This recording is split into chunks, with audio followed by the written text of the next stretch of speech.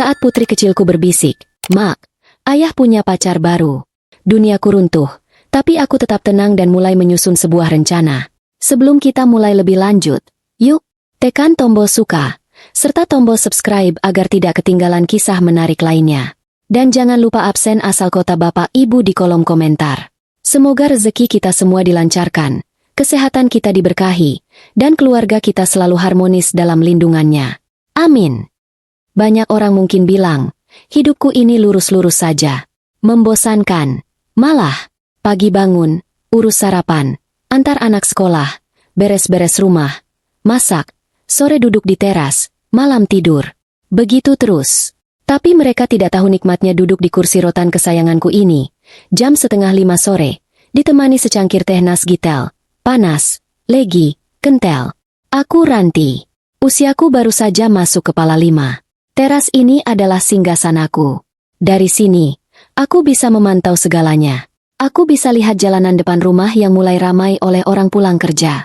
Aku bisa dengar anak-anak tetangga teriak-teriak main sepeda. Kadang diselingi suara emaknya yang teriak lebih kencang menyuruh mereka mandi. Di terasku ini, koleksi aglonemaku berjejer rapi. Warnanya merah menyala. Kontras dengan pot-pot putih yang kubeli di pasar kaget hari Minggu. Kadang aku heran sendiri. Merawat aglonema ini rasanya jauh lebih rumit daripada membesarkan anak. Disiram kebanyakan. Akarnya busuk. Kena matahari sedikit saja. Daunnya gosong. Tapi kalau sudah tumbuh daun baru, rasanya hatiku ikut berbunga. Si Belang, kucing kampung milik tetangga sebelah yang entah kenapa lebih betah tinggal di rumahku, sedang tidur pulas di atas kesek. Kucing ini memang tidak tahu diri. Sudah numpang makan, numpang tidur. Kalau dipanggil suka pura-pura tidak dengar. Persis seperti kelakuan suamiku kalau sedang memegang remote televisi. Rasanya remote itu seperti punya kekuatan gaib yang membuat telinganya mendadak tuli. Ah, suamiku. Mas Bagas. Aku sedang menunggunya pulang. Jam-jam segini, biasanya dia sudah dalam perjalanan. Aku hafal betul ritme hidupnya. Kalau jalanan lancar, jam 5:15 mobilnya sudah masuk tikungan gang. Kalau macet sedikit, paling lambat jam 5:30. Kalau sudah lewat maghrib dia belum muncul, barulah hatiku mulai tidak enak. Tapi hari ini, rasanya semua tenang-tenang saja. Aku hirup aroma tehku. Wangi melatinya menyeruak, menenangkan pikiran yang sebenarnya juga tidak sedang kalut. Hidupku, di usia 50 tahun ini, rasanya sudah di titik, cukup. Cukup sandang, cukup pangan, cukup papan. Rumah kami tidak besar, tapi teduh.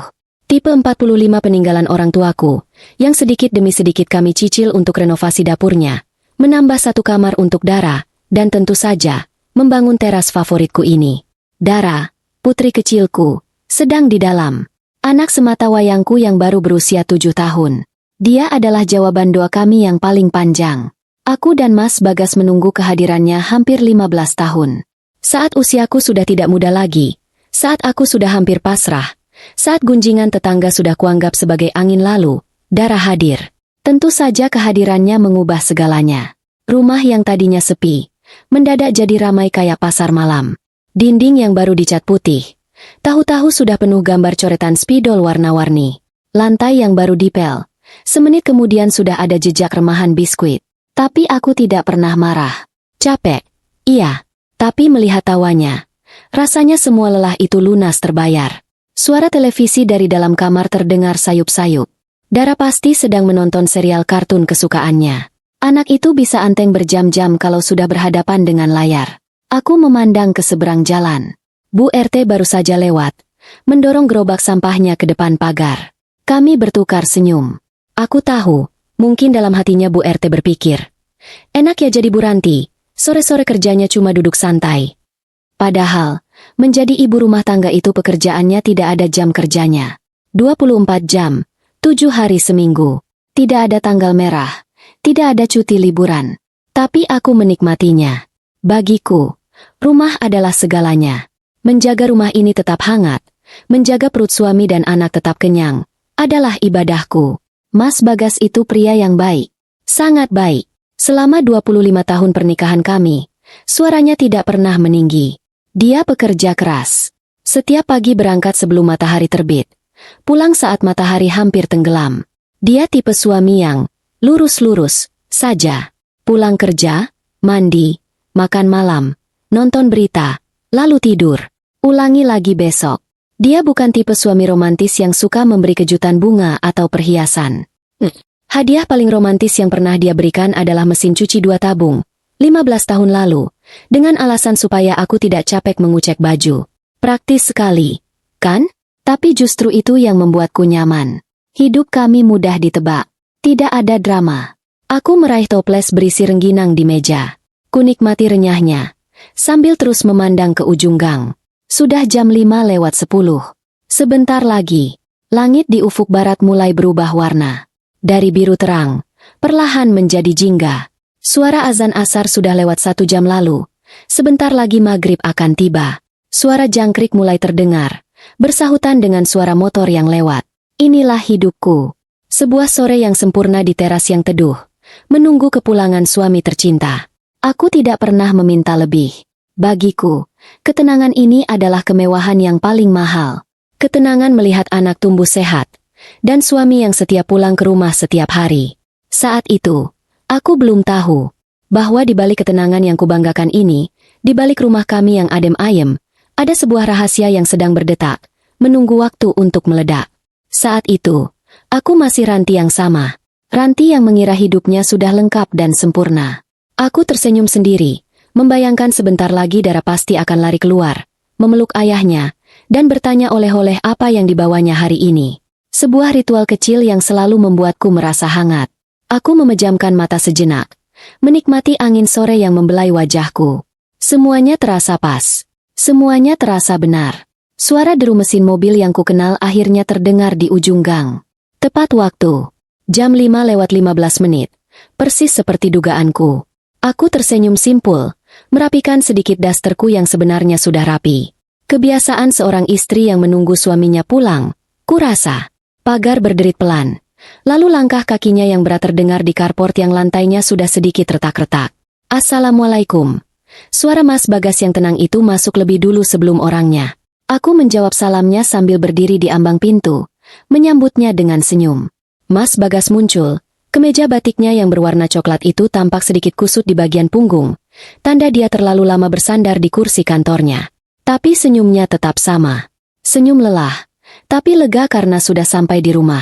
Dia mengulurkan tangan kanannya. Aku meraih punggung tangannya, menempelkannya ke keningku. Sebuah ritual yang sudah berjalan selama 25 tahun, tidak pernah terlewat 1 hari pun. Setelah aku mencium tangannya, seperti biasa, sebuah kecupan singkat mendarat di keningku. Nih, buat mama, katanya, menyodorkan sebuah kantong plastik kecil berwarna putih. Aku membukanya. 3 buah kue putu ayu, masih sedikit hangat. Kesukaanku. Kue putu ayu di perempatan jalan dekat kantornya memang yang paling enak sekecamatan. Masih ingat aja, Pah, kataku, pura-pura biasa saja. Padahal hati ini rasanya seperti disiram air adem. Ya ingat, wong tiap hari lewat, jawabnya sambil terkekeh pelan. Itu tadi sisa 3, untung kebagian. Bukan soal harga kue putu ayu yang cuma 1000-an sebiji itu. Tapi soal, ingat-nya itu. Di tengah kepalanya yang pasti sudah penuh dengan urusan pekerjaan, dia masih menyisakan sedikit ruang untuk ingat kesukaan istrinya di rumah. Bagiku, itu jauh lebih mahal dari sebuket bunga mawar yang harganya ratusan ribu. Ayah. Belum sempat Mas Bagas melepas sepatunya, suara cempreng itu sudah melengking dari dalam rumah. Detik berikutnya, Dara, putri kecilku, berlari menghambur dari ruang tengah. Kaki-kaki mungilnya berlari kencang, langsung memeluk erat paha ayahnya, hampir membuat Mas Bagas kehilangan keseimbangan. Mas Bagas tertawa, tawa beratnya yang khas, yang selalu terdengar tulus. Dia meletakkan tas kerjanya di lantai keramik teras yang dingin, lalu berjongkok, menyamakan tingginya dengan Dara. Aduh, beratnya anak ayah. Makan apa aja hari ini? Mas Bagas mengangkat tubuh mungil Dara ke dalam gendongannya. Dara tertawa cekikikan. Ayah, bawa oleh-oleh buat Dara? Matanya yang bulat itu langsung awas, mencari-cari kantong belanjaan lain selain kantong kue putu ayu. Mas Bagas memasang wajah pura-pura berpikir. Dia menengok ke kiri, ke kanan, memeriksa saku kemejanya. Kayaknya, ayah lupa deh. Wajah Dara yang tadi cerah langsung berubah cemberut. Bibir bawahnya maju beberapa senti. Aku yang melihatnya cuma bisa menahan senyum. Drama sore hari dimulai. Ya ayah pelit. Eits, tapi bohong. Mas Bagas dengan cepat mengeluarkan sesuatu dari saku celananya. Sebuah boneka gantungan kunci berbentuk kelinci berwarna merah muda. Mata Dara langsung berbinar. Wah, kelinci. Makasih, ayah. Dara langsung merebut gantungan kunci itu dan mencium pipi ayahnya berkali-kali. Buat di tas sekolah. Ya, jangan sampai hilang lagi, kata Mas Bagas, sambil mengusap kepala Dara. Aku hanya tersenyum memandangi pemandangan itu dari ambang pintu. Inilah kebahagiaan sederhanaku. Melihat suami dan anakku tertawa bersama. Mas Bagas memang bukan sekadar suami yang baik. Dia adalah ayah yang luar biasa. Kami bertiga masuk ke dalam rumah. Mas Bagas langsung menuju kamar mandi, membersihkan diri. Sementara aku ke dapur, memindahkan semur daging dan tempe goreng yang sudah kumasak tadi siang ke piring saji, lalu menyeduh kopi hitam kental kesukaannya. Dara mengikutiku, duduk manis di meja makan sambil memainkan gantungan kunci barunya. Kelincinya cantik, ya? Nanti mau Dara kasih nama. Iya, cantik. Kasih nama siapa? Tanyaku sambil mengaduk kopi. Sinta. Jawabnya polos. Aku berhenti mengaduk sejenak. Sinta? Kayak nama siapa itu? Nggak tahu. Tadi Dara lihat di TV. Namanya Sinta. Katanya riang. Aku tersenyum saja. Ada-ada saja anak ini. Sambil menunggu Mas Bagas selesai mandi, aku duduk di teras lagi, menghabiskan tehku yang mulai dingin. Pikiranku melayang, mengenang lagi sosok Mas Bagas. Dia itu benar-benar paket lengkap versi ibu rumah tangga sepertiku. Soal tanggung jawab, jangan ditanya. Dia bekerja di sebuah perusahaan distributor sebagai kepala gudang. Bukan jabatan mentereng, bukan juga direktur. Tapi gajinya stabil. Dan yang paling penting, dia tidak pernah membiarkan aku pusing soal urusan dapur dan sekolah anak. Setiap tanggal 1, amplop gajinya utuh diserahkan padaku. Nih, uang belanja, uang sekolah Dara, bayar listrik, bayar air. Mamah yang atur. Ya, sisihkan buat tabungan pendidikan Dara. Dia hanya mengambil sedikit untuk uang bensin, uang makan siang, dan uang rokoknya. Itu pun sudah kujatah. Dia tidak pernah protes. Dikasih jatah segitu, ya segitu dia pakai. Tidak pernah dia minta tambah di tengah bulan. Soal kesabaran, Mas Bagas juaranya. Aku ingat sekali, waktu awal-awal kami menikah dulu, aku masih belajar masak. Namanya juga pengantin baru, yang ada di kepala cuma cinta, bukan resep masakan. Pernah suatu hari aku mencoba membuat sayur asem. Entah apa yang ada di pikiranku, yang kumasukkan ke panci bukannya asem Jawa, malah belimbing wuluh yang kupetik dari pohon tetangga. Banyak sekali. Rasanya? Jangan ditanya. Masamnya sampai ke ubun-ubun, bikin mata merem-melek. Tapi Mas Bagas, dia memakannya sampai habis. Nasi dan kuahnya ludes. Keringatnya bercucuran menahan asam. Aku sudah menunduk malu, siap dimarahi. Tapi dia cuma minum segelas besar air putih, lalu menepuk pundakku. Segar. Segar banget. Besok-besok, kita coba pakai asam yang beneran, ya, biar nggak kaget lambungnya. Setelah itu dia tertawa. Aku ikut tertawa, meski campur malu. Sejak saat itu, aku tidak pernah salah lagi memasukkan bumbu sayur asem. Soal kesetiaan, inilah yang paling membuatku bangga. Selama 25 tahun pernikahan, matanya itu sepertinya hanya diciptakan untuk melihat aku dan Dara. Dia bukan tipe pria yang jelalatan. Kalau kami pergi ke acara kondangan atau arisan keluarga, pria-pria lain mungkin sibuk melirik sana-sini, membandingkan istri sendiri dengan istri orang lain yang lebih kinclong. Mas Bagas, dia akan sibuk mengambilkan aku piring, memastikan aku dapat sate bagian daging, bukan lemak. Atau dia akan berdiri tenang di sampingku, mendengarkan obrolan ibu-ibu yang kadang aku yakin tidak dia mengerti sama sekali. Teman-temanku di pengajian sering sekali bilang, "Enak ya, Mbak Ranti, punya suami anteng di rumah. Nggak neko-neko." Aku hanya bisa mengamini dalam hati. Dia memang anteng. Anteng sekali. Saking antengnya, hobinya di rumah itu kalau tidak nonton berita di televisi, ya tidur di depan televisi. Kadang aku suka iseng. Kalau dia sudah tidur pulas di sofa sambil memeluk guling, remote televisi yang ada di genggamannya itu kugeser pelan-pelan. Kalau dia tidak bangun, berarti tidurnya sudah masuk level Husyuk. Kalau dia sedikit bergerak, berarti dia cuma pura-pura tidur supaya tidak kuajak bicara. Lucu sekali. Kopinya, MAH? Suara Mas Bagas membuyarkan lamunanku. Dia sudah rapi memakai sarung dan kaos oblong putih. Wangi sabun mandinya tercium segar. Iya, Mas. Sudah di meja. Malam itu, kami makan semeja seperti biasa. Hanya bertiga. Aku, Mas Bagas, dan Dara. Rumah kami tidak pernah sepi oleh celoteh Dara. Ayah, tadi di sekolah Dara dapat nilai 100. Serunya dengan mulut penuh tempe goreng. Wah, hebat. Nilai apa? Tanya Mas Bagas, sambil menyendok semur daging kesukaannya. Menggambar. Dara gambar pemandangan. Ada gunung dua, terus ada matahari di tengahnya. Aku dan Mas Bagas saling pandang, lalu tersenyum tipis. Gambar legendaris anak-anak sedunia. Pinter anak ayah. Puji Mas Bagas. Besok gambar lagi.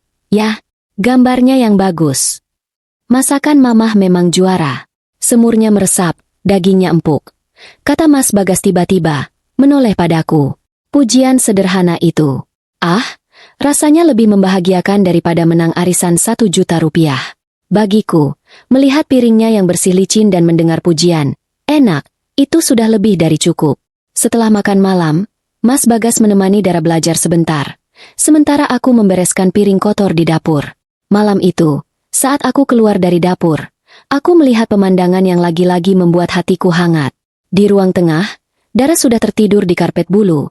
Kepalanya berbantalkan paha Mas Bagas. Sementara Mas Bagas sendiri duduk bersandar di sofa. Matanya sudah setengah terpejam, menonton berita malam di televisi yang suaranya dikecilkan. Aku mengambil selimut tipis dari kamar dan menyelimuti tubuh mungil Dara. Lalu, aku duduk di lantai, bersandar di sofa yang sama, di samping kaki Mas Bagas. Aku memandangi wajah suamiku yang mulai menua. Kerutan di sudut matanya semakin jelas. Rambutnya di bagian pelipis sudah banyak yang memutih. Inilah pria yang sudah menemaniku seperempat abad. Pria yang memberiku segalanya tanpa pernah meminta balasan. Pria yang menjadi ayah sempurna bagi putriku. Aku merasa menjadi wanita paling beruntung di dunia. Hidupku mungkin membosankan bagi sebagian orang. Tidak ada liburan ke luar negeri. Tidak ada perhiasan berlian. Tidak ada mobil mewah. Tapi aku punya ini. Aku punya ketenangan. Aku punya rumah yang hangat. Aku punya suami yang setia. Aku benar-benar percaya bahwa hidupku akan seperti ini selamanya. Tenang, damai, dan adem ayem. Saat itu, aku sama sekali belum tahu bahwa di balik kesempurnaan yang kupuja-puja ini, ada rahasia yang tersembunyi jauh lebih rapat daripada uang simpananku di lemari. Malam itu, semuanya berjalan seperti ribuan malam sebelumnya. Aku memandangi dua orang kesayanganku yang sudah terlelap di karpet bulu. Dara, dengan posisi tidur yang ajaib, miring ke kanan, satu kaki terlipat, persis seperti gaya katak melompat. Mas Bagas, suamiku, terduduk bersandar di sofa, kepalanya terkulai ke dada, dan remote televisi masih tergenggam erat di tangannya. Suara berita malam dari televisi terdengar seperti gumaman yang tidak jelas. Pemandangan ini, sungguh, adalah penutup hari yang paling sempurna. Aku tersenyum tipis. Kuambil remote dari genggaman Mas Bagas pelan-pelan. Dia menggeliat sedikit, bergumam tidak jelas, lalu kembali mendengkur halus. Kumatikan televisi. Hening. Hanya suara dengkuran Mas Bagas dan desis pelan pendingin udara di kamar kami. Mas, pindah ke kamar. Bisikku sambil menepuk pelan bahunya. Dia membuka mata sedikit, terlihat bingung. Jam berapa ini? Jam 9. Ayo, pindah. Nanti badanmu sakit semua tidur di sofa. Kataku. Mas Bagas menguap lebar, persis seperti kuda Nil di kebun binatang. Dia mengucek matanya, lalu berdiri dengan sedikit terhuyung. Tanpa banyak bicara, dia berjalan ke kamar, seperti kerbau dicucuk hidungnya. Nurut, itulah Mas Bagasku. Sekarang, giliranku mengurus harta karunku yang satu lagi. Aku berjongkok di samping Dara. Kuusap pipinya yang gembil. Dia masih memakai seragam sekolahnya yang sudah kotor bekas main tanah tadi sore. Anak ini, kalau sudah ketemu ayahnya, lupa segalanya. Lupa mandi sore, lupa ganti baju. Dengan sedikit sisa tenaga, aku mengangkat tubuh mungilnya. Tidak mungil-mungil amat sebenarnya.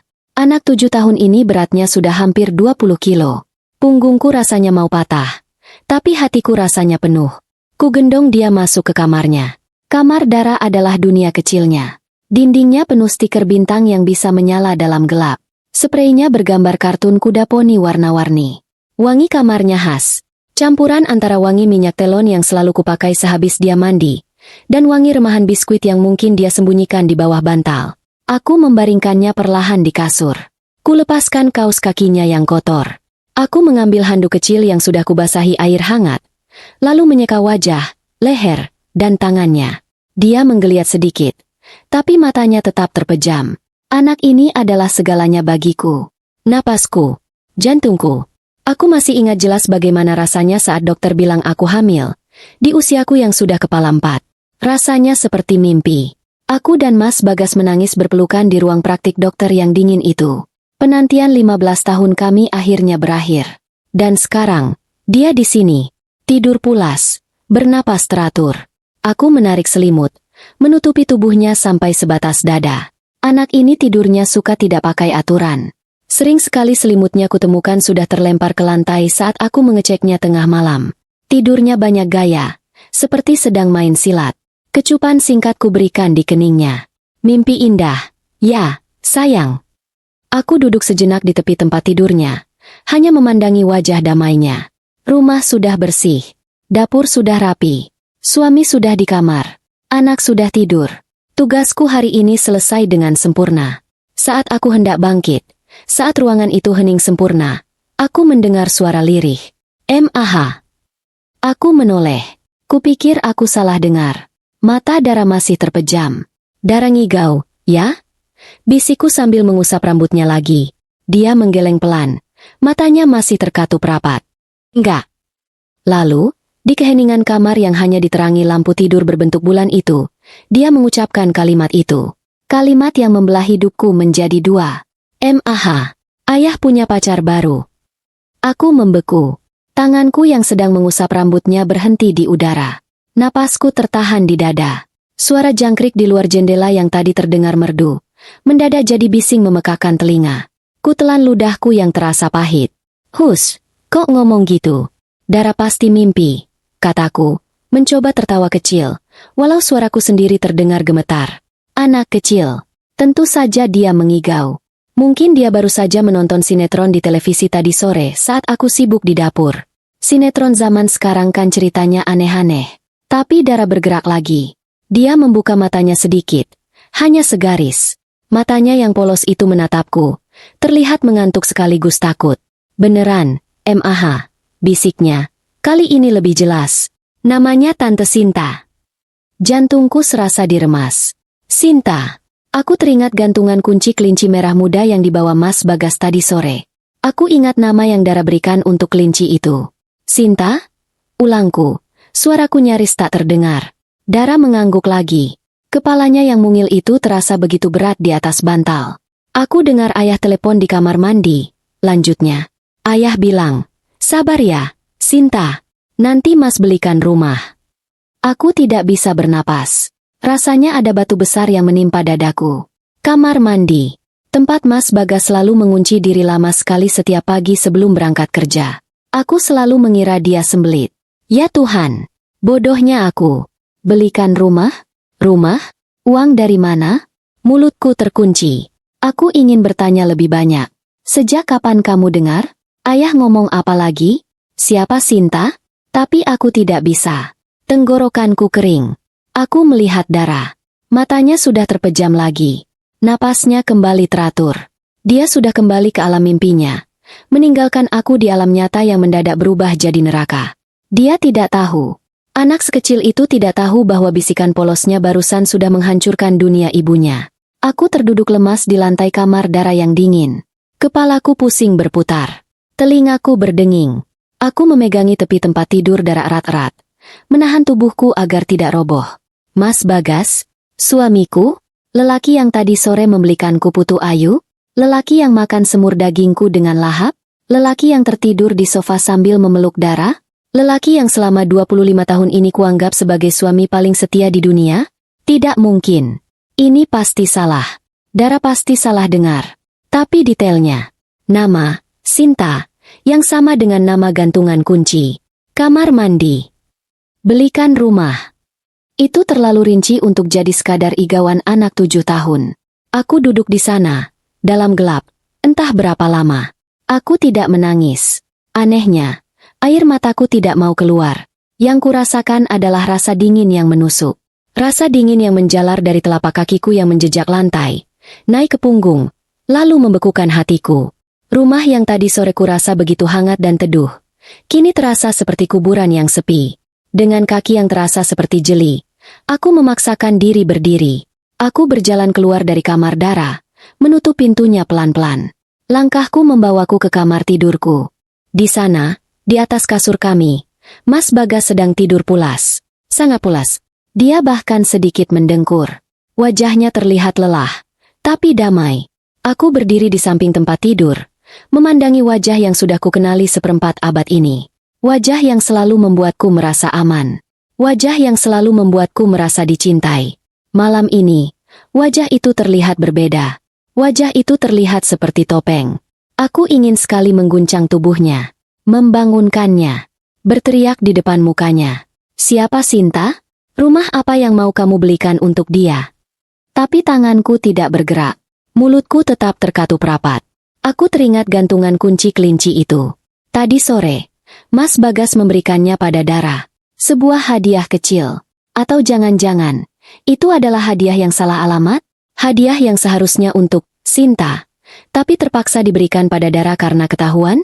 Pikiranku mulai liar. Dan pujiannya tadi saat makan malam. Masakan mamah memang juara. Apakah itu tulus? Atau itu hanya cara seorang pendusta menutupi kebohongannya? Selama ini, aku selalu bangga karena Mas Bagas tidak pernah neko-neko soal ponsel. Ponselnya selalu diletakkan begitu saja di meja. Tidak pernah dikunci pakai kata sandi yang rumit. Aku sering memakainya untuk menelepon ibuku di kampung jika pulsaku habis. Aku melirik ke meja kecil di samping tempat tidur. Di sanalah ponselnya sedang diisi daya. Lampu kecilnya berkedip hijau. Tanganku gatal ingin meraihnya. Membuka daftar panggilannya. Membaca pesan-pesannya. Tapi aku menahan diri. Aku tidak mau bertindak gegabah. Aku bukan Ranti yang seperti itu. Malam itu, aku tidak kembali tidur di sampingnya. Aku mengambil bantal guling, dan tidur di sofa ruang tengah.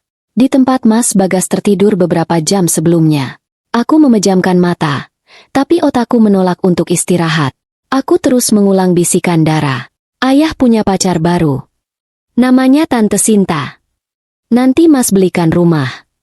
25 tahun pernikahanku. Apakah semuanya hanya kebohongan? Sofa ini, yang biasanya empuk dan nyaman untuk bersantai sambil menonton televisi, tiba-tiba terasa keras seperti papan kayu. Dingin. Aku menarik selimut tipis yang tadi kupakai untuk Dara, menutupi tubuhku sampai ke leher. Tapi rasa dingin itu tidak mau hilang. Ternyata, dingin ini bukan datang dari ubin keramik yang terhampar di lantai. Dingin ini datang dari dalam. Dari hatiku yang rasanya seperti baru saja disiram air es 1 ember penuh. Aku memejamkan mata, mencoba tidur. Tapi otakku menolak. Ayah punya pacar baru. Namanya Tante Sinta. Nanti Mas belikan rumah. 3 kalimat pendek dari bibir mungil putriku itu terus berputar di kepalaku. Seperti kaset rusak yang tidak mau berhenti. Ku coba menyangkalnya. Ini pasti mimpi. Ini tidak mungkin terjadi. Mas Bagas, suamiku, lelaki yang kalau makan tidak pernah bersisa karena takut nasinya menangis, lelaki yang kalau aku minta tolong membetulkan genteng bocor, pulangnya malah basah kuyup karena salah menginjak genteng yang rapuh, lelaki yang selalu memijat kakiku kalau aku mengeluh kram malam hari. Bagaimana mungkin lelaki lurus, seperti dia bisa, sepintar, itu bermain di belakangku? Aku menatap lurus ke dinding ruang tengah yang gelap. Di sana, tergantung foto pernikahan kami. Foto berusia 25 tahun. Aku, masih ramping, memakai kebaya putih, tersenyum begitu lebar sampai mataku sipit. Di sampingku, Mas Bagas, gagah dengan beskap hitamnya, menatap lurus ke kamera. Apakah senyumnya saat itu juga palsu? Selama 25 tahun ini, apakah aku hidup dalam kebohongan? Darahku yang tadi terasa dingin, kini mendadak terasa panas. Rasa mual naik ke tenggorokanku. Aku jijik. Tiba-tiba, semua kepingan teka-teki yang selama ini kuanggap sepele, mulai menyatu. Sinta. Ya Tuhan, aku baru ingat. Gantungan kunci kelinci merah muda yang tadi sore dibawanya pulang. Dara yang memberinya nama, Sinta. Katanya karena melihat di televisi. Sekarang aku ragu. Jangan-jangan, Dara tidak asal sebut. Jangan-jangan, dia pernah mendengar nama itu disebut oleh ayahnya. Dan gantungan kunci itu, jangan-jangan itu memang untuk Sinta? Mungkin hadiah yang salah alamat? Lalu, kamar mandi. Aku langsung teringat kebiasaan Mas Bagas setiap pagi. Sebelum berangkat kerja, dia pasti akan menghabiskan waktu lama sekali di kamar mandi. Pintunya dikunci rapat. Pah, ngapain sih lama banget? Sembelit lagi? Begitu aku selalu mengomel dari luar pintu. Dan dia akan menjawab dari dalam, suaranya sedikit bergema. Iya, MAH, perutnya lagi nggak enak. Kukira dia benar-benar sembelit bertahun-tahun. Kukira pencernaannya bermasalah. Ternyata dia sedang menelepon pacar barunya. Betapa bodohnya aku. Bertahun-tahun aku menyiapkannya segelas air hangat campur madu setiap pagi. Kupikir untuk melancarkan buang air besarnya. Ternyata aku hanya membantunya membersihkan tenggorokan agar suaranya merdu saat menyapa selingkuhannya. Rasa jijik itu semakin menjadi-jadi. Suara dengkuran halus terdengar dari kamar kami. Suara yang biasanya kuanggap sebagai musik pengantar tidur. Sebagai tanda bahwa rumah ini aman dan damai. Malam ini, suara itu terdengar seperti gergaji yang sedang merobek-robek hatiku. Lelaki itu sedang tidur nyenyak. Nyenyak sekali. Setelah menghancurkan duniaku, dia bisa tidur pulas tanpa rasa bersalah.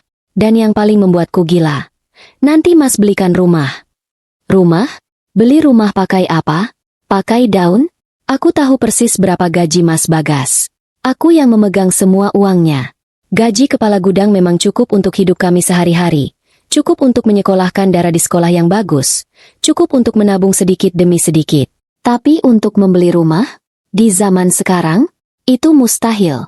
Kecuali, pikiranku langsung tertuju pada lemari kayu jati di kamar kami. Tempat aku menyimpan segalanya. Aku menggelengkan kepala dalam gelap. Tidak mungkin. Dia tahu itu adalah uang tabungan pendidikan Dara. Dia tahu itu adalah uang simpanan hari tuaku. Hasil aku menyisihkan sedikit demi sedikit uang belanja selama puluhan tahun. Dia tidak mungkin setega itu. Tapi bisikan Dara tadi begitu jelas. Aku ingin sekali bangun. Berjalan ke kamar. Mengguncang tubuhnya. Berteriak di depan wajahnya. Menuntut penjelasan. Tapi kakiku tidak bergerak. Kalau aku mengamuk sekarang, apa yang akan kudapat? Dia pasti akan menyangkal. Dia akan bilang Dara mengigau. Dia akan menuduhku istri pencemburu yang gila. Lalu apa? Dia akan lebih berhati-hati. Dia akan mengunci ponselnya. Dia akan menghapus semua jejaknya. Dan aku akan tetap hidup dalam kegelapan. Curiga setiap saat. Seperti orang gila. Aku tidak bisa seperti itu. Aku memandang ke arah pintu kamar Dara yang tertutup rapat. Putriku. Malaikat kecilku. Dia yang memberi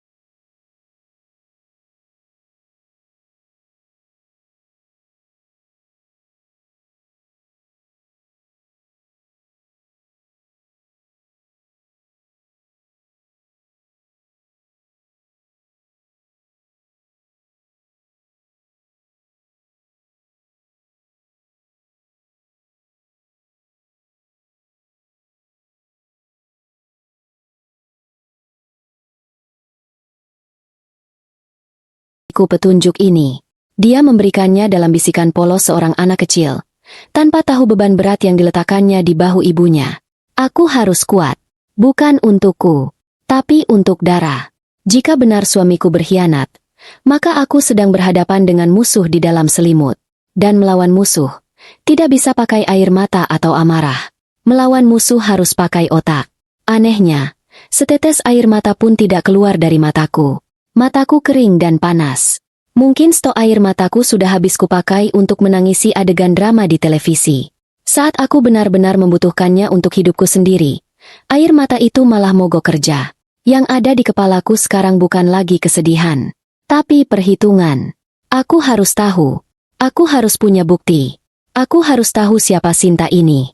Dan yang paling penting, aku harus tahu soal rumah itu. Aku tidak akan membiarkan lelaki itu mengambil apa yang menjadi hak putriku. Suara kokok ayam jago milik Pak RT terdengar sayup-sayup, memecah keheningan malam. Disusul suara azan subuh dari masjid di ujung gang. Langit di jendela timur mulai berubah warna. Dari hitam pekat, menjadi biru tua. Lalu perlahan ada semburat jingga. Malam panjangku akhirnya berakhir. Aku bangkit dari sofa. Punggungku terasa kaku. Leherku pegal. Tapi kepalaku, anehnya, terasa sangat jernih. Malam ini, Ranti si ibu rumah tangga yang hidupnya lurus-lurus saja sudah mati.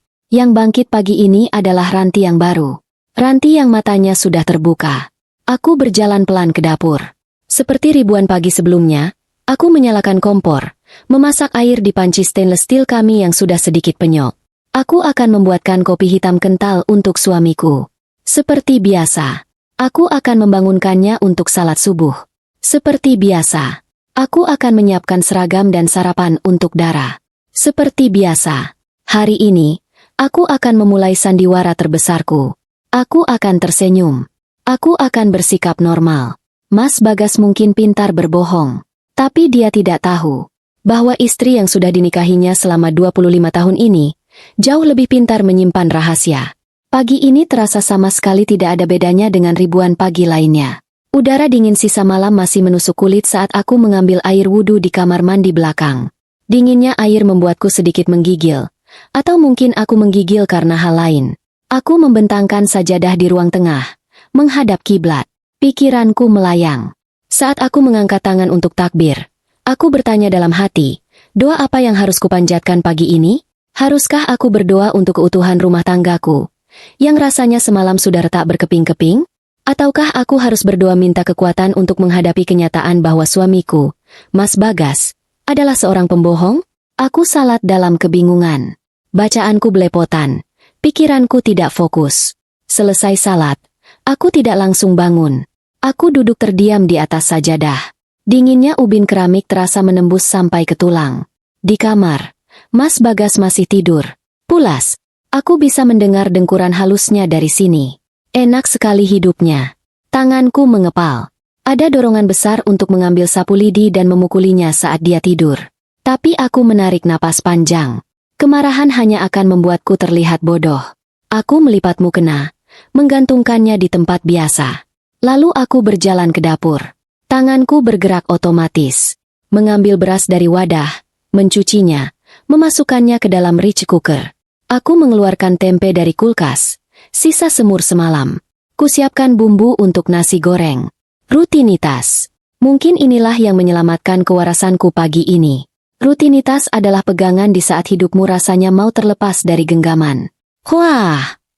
Suara menguap yang mirip suara singa kesiangan itu terdengar dari arah kamar. Mas Bagas muncul. Dia berdiri di ambang pintu dapur. Masih setengah tidur. Matanya bengkak. Kaos oblongnya kusut. Sarungnya melorot hampir menyentuh lantai. Wajah bantalnya pagi ini terlihat sangat menyebalkan. "Mah, kopi," katanya. Suaranya serak. Aku ingin sekali menjawab. "Bikin sendiri. Tanganmu masih dua, kan?" Tapi yang keluar dari mulutku adalah suara lembut yang kubuat-buat. "Iya, Mas. Ini airnya baru mendidih. Salat dulu sana. Sudah jam 5. Dia mengangguk. Lalu berjalan gontai ke kamar mandi. Saat itulah mataku tertuju pada ponselnya. Benda itu tergeletak di meja makan, tempat dia mengecasnya semalam. Jantungku berdebar. Ada kesempatan. Aku bisa mengambilnya. Aku bisa melihat isinya. Tapi aku tidak bergerak. Aku mendengar suara air keran dari kamar mandi. Dia sedang wudhu. Lalu, dia masuk ke kamar mandi lagi. Kali ini, pintunya ditutup rapat. Dan dikunci. Aku terdiam. Kopi yang sedang kuaduk di cangkir berhenti berputar. Dia di dalam sana. Lama. Seperti dugaanku. Seperti bisikan darah semalam. Telingaku menajam. Aku mencoba mendengar. Tapi tidak ada suara. Tentu saja tidak ada. Dia pasti sudah sangat ahli. Mungkin dia menyalakan keran air untuk menyamarkan suaranya. Kecurigaan ini rasanya seperti racun. Perlahan-lahan merayap. Membuatku jadi paranoid. Aku benci diriku yang seperti ini. Aku benci dia yang membuatku jadi seperti ini. Sambil menunggu dia selesai dengan ritual paginya, aku fokus mengulek bumbu nasi goreng. Aku menguleknya dengan tenaga penuh. Anggap saja cobek batu ini adalah kepala wanita bernama Sinta itu. Lumayan, bumbunya jadi halus sempurna. Mas Bagas akhirnya keluar dari kamar mandi. Wajahnya terlihat segar. Masak apa? Mah?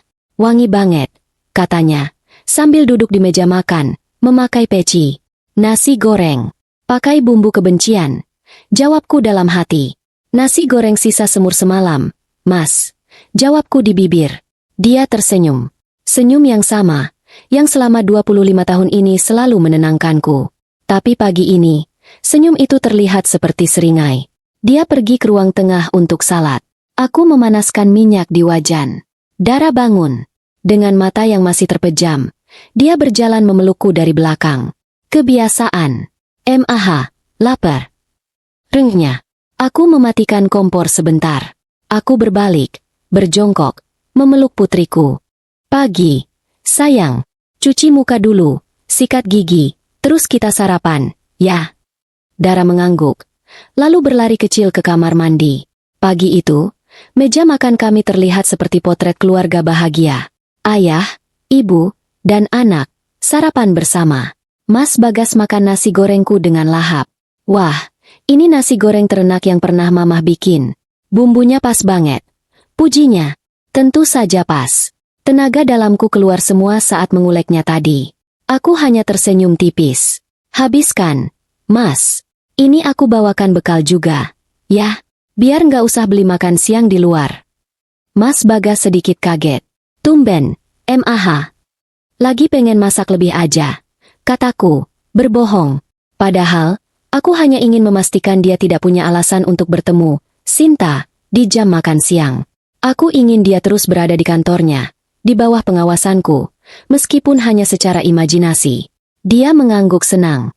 Wah, asyik. Hemat uang makan. Uang. Satu kata itu membuatku kembali teringat bisikan Dara. Nanti Mas belikan rumah. Jam 6:30. Mas Bagas sudah rapi dengan kemeja batiknya. Dia mengambil tas kerjanya.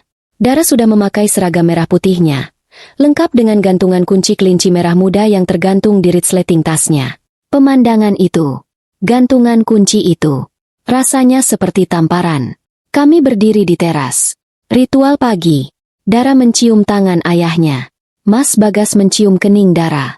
Belajar yang rajin ya, Nak. Lalu dia berbalik padaku. Dia mengulurkan tangan. Aku mencium punggung tangannya. Dingin. Tanganku sedikit gemetar. Lalu dia mencium keningku. Tapi aku merasa jijik. Rasanya seperti ada ulat yang menempel di kulitku.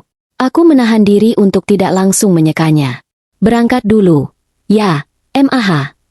Iya, Mas. Hati-hati di jalan. Jangan ngebut. Kataku. Kalimat yang sama setiap pagi. Dia masuk ke mobil. Menghidupkan mesin. Aku berdiri di teras. Menggandeng tangan Dara. Kami melambaikan tangan saat mobil itu keluar dari pagar. Seperti biasa. Sampai mobil itu hilang di tikungan gang. Aku masih berdiri mematung di teras. Dara menarik-narik ujung dasterku.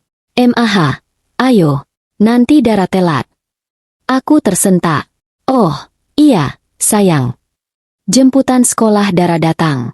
Aku mengantarnya sampai ke gerbang. Mah, panggilnya pelan, saat hendak naik ke mobil jemputan. Iya, Nak. Dia terlihat ragu. Matanya yang jernih itu menatapku penuh kecemasan. Dara, semalam Dara cerita ke Mama soal ayah. Bisiknya.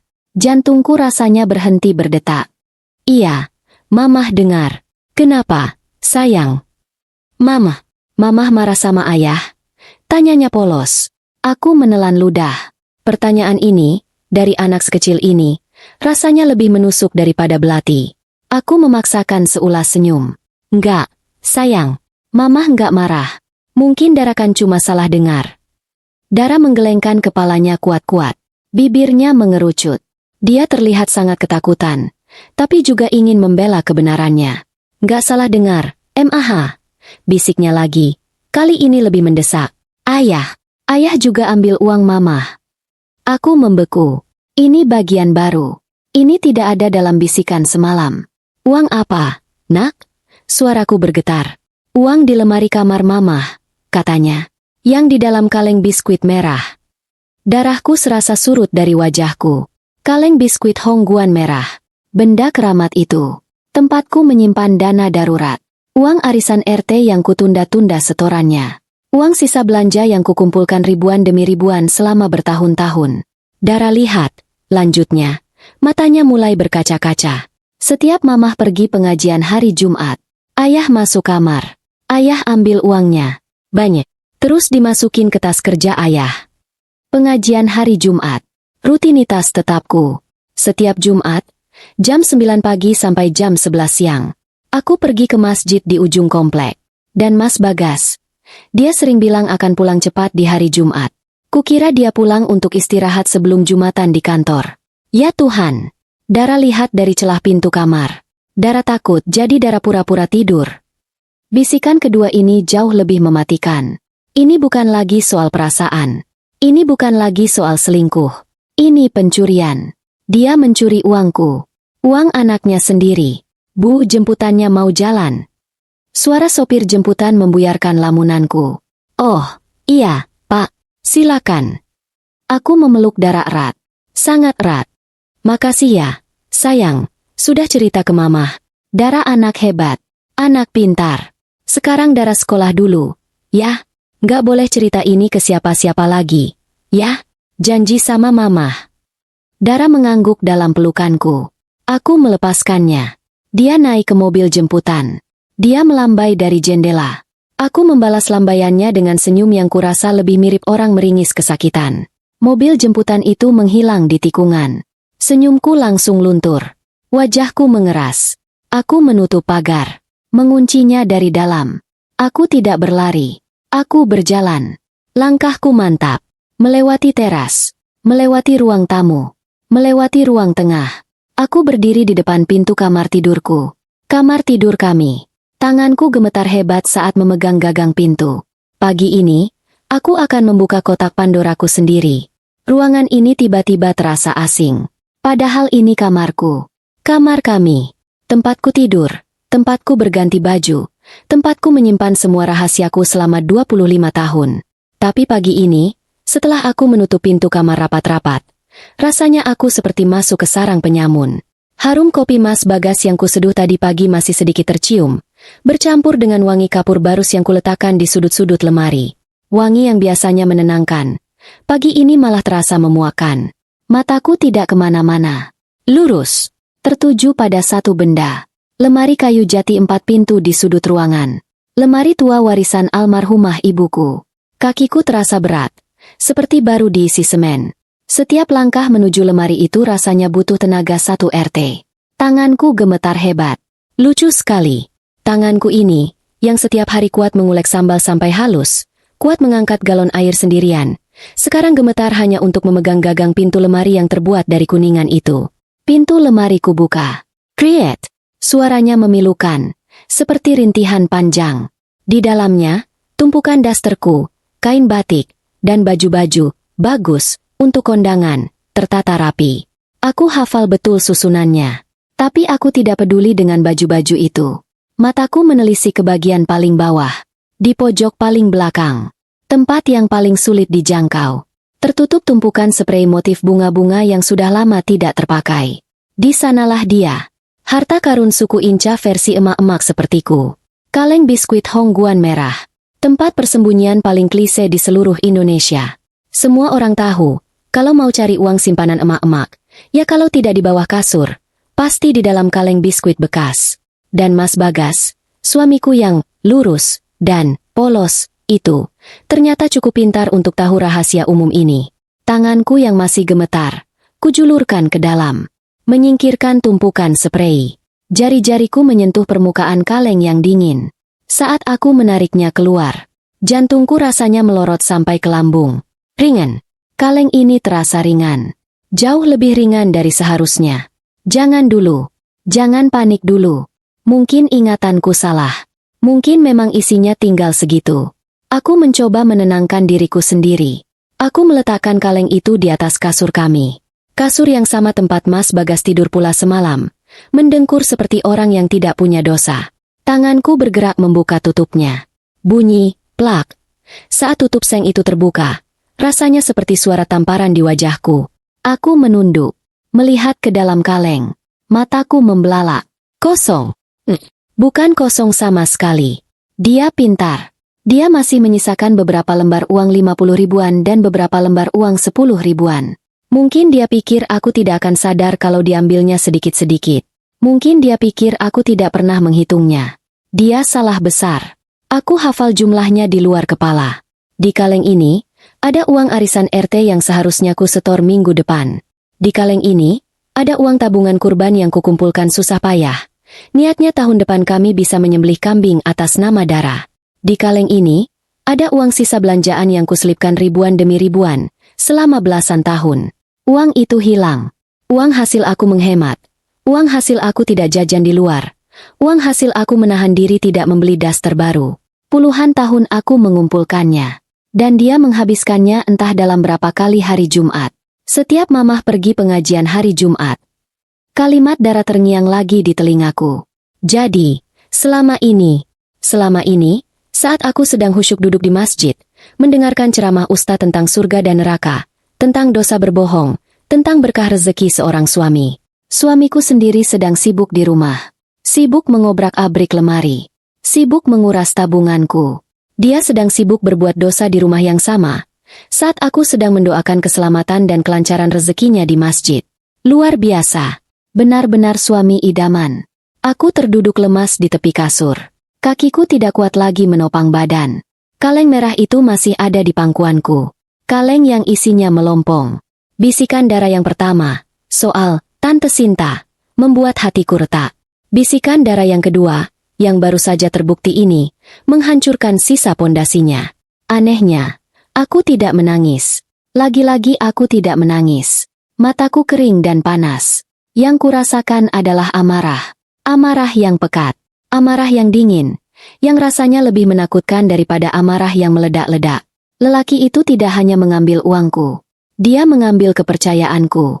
Dia mengambil rasa amanku. Dia mencuri di rumahnya sendiri. Dia mencuri dari anaknya sendiri. Nanti Mas belikan rumah. Tentu saja. Sekarang aku tahu uangnya dari mana. Rumah itu, yang entah ada di mana, yang entah untuk siapa, dibeli pakai uangku. Uang keringatku. Lelaki yang kupikir lurus seperti penggaris, ternyata lebih bengkok dari kail pancing. Aku menatap kaleng kosong itu lama sekali. Di dalamnya, aku tidak hanya melihat uang yang hilang. Aku melihat 25 tahun pernikahanku yang ternyata juga kosong. Aku menarik napas panjang. Aku menutup kembali kaleng biskuit itu. Plak. Suaranya mantap. Tidak gemetar lagi. Aku mengembalikan kaleng itu ke tempat semula. Di bawah tumpukan sprei yang sudah lama tidak terpakai. Di pojok paling belakang lemari kayu jati. Aku menutup pintu lemari. Create. Sandiwara ini harus tetap berjalan. Aku akan tetap memasak. Aku akan tetap mencuci. Aku akan tetap tersenyum. Tapi permainannya sekarang berubah. Kalau tadinya aku hanya curiga dia selingkuh, sekarang aku tahu dia pencuri. Dan melawan pencuri yang tidur satu ranjang denganku, aku tidak bisa hanya diam. Aku harus menyusun rencana. Musik latar, suara detak jam dinding kembali. Tapi kali ini temponya lebih cepat, lebih. Aku menutup pintu lemari kayu itu. Create. Bunyinya pelan, tapi rasanya seperti sebuah penutup. Aku bukan hanya sedang menutup pintu lemari. Aku merasa seperti baru saja menutup satu babak dalam hidupku. Babak di mana aku hidup sebagai Ranti yang lugu, Ranti yang gampang percaya, Ranti yang mengira hidupnya sudah sempurna di teras rumah yang teduh. Ranti yang itu, rasanya sudah mati pagi ini. Mati di depan kaleng hongguan merah yang isinya melompong. Yang tersisa sekarang. Aku juga tidak tahu ini Ranti siapa. Wajahku mungkin masih sama. Tanganku masih kapalan bekas mengulek sambal. Tapi hatiku rasanya sudah berubah jadi batu. Aku tidak menangis. Aku sudah bilang, kan? Aneh sekali. Seumur hidup, aku ini terkenal cengeng. Nonton televisi ada adegan kucing kehujanan saja aku bisa ikut menangis. Dulu, Mas Bagas sering meledekku. Mamah ini hatinya terbuat dari kapas, ya? Gampang banget basah. Mungkin dia benar. Tapi kapas itu sekarang sudah terbakar habis.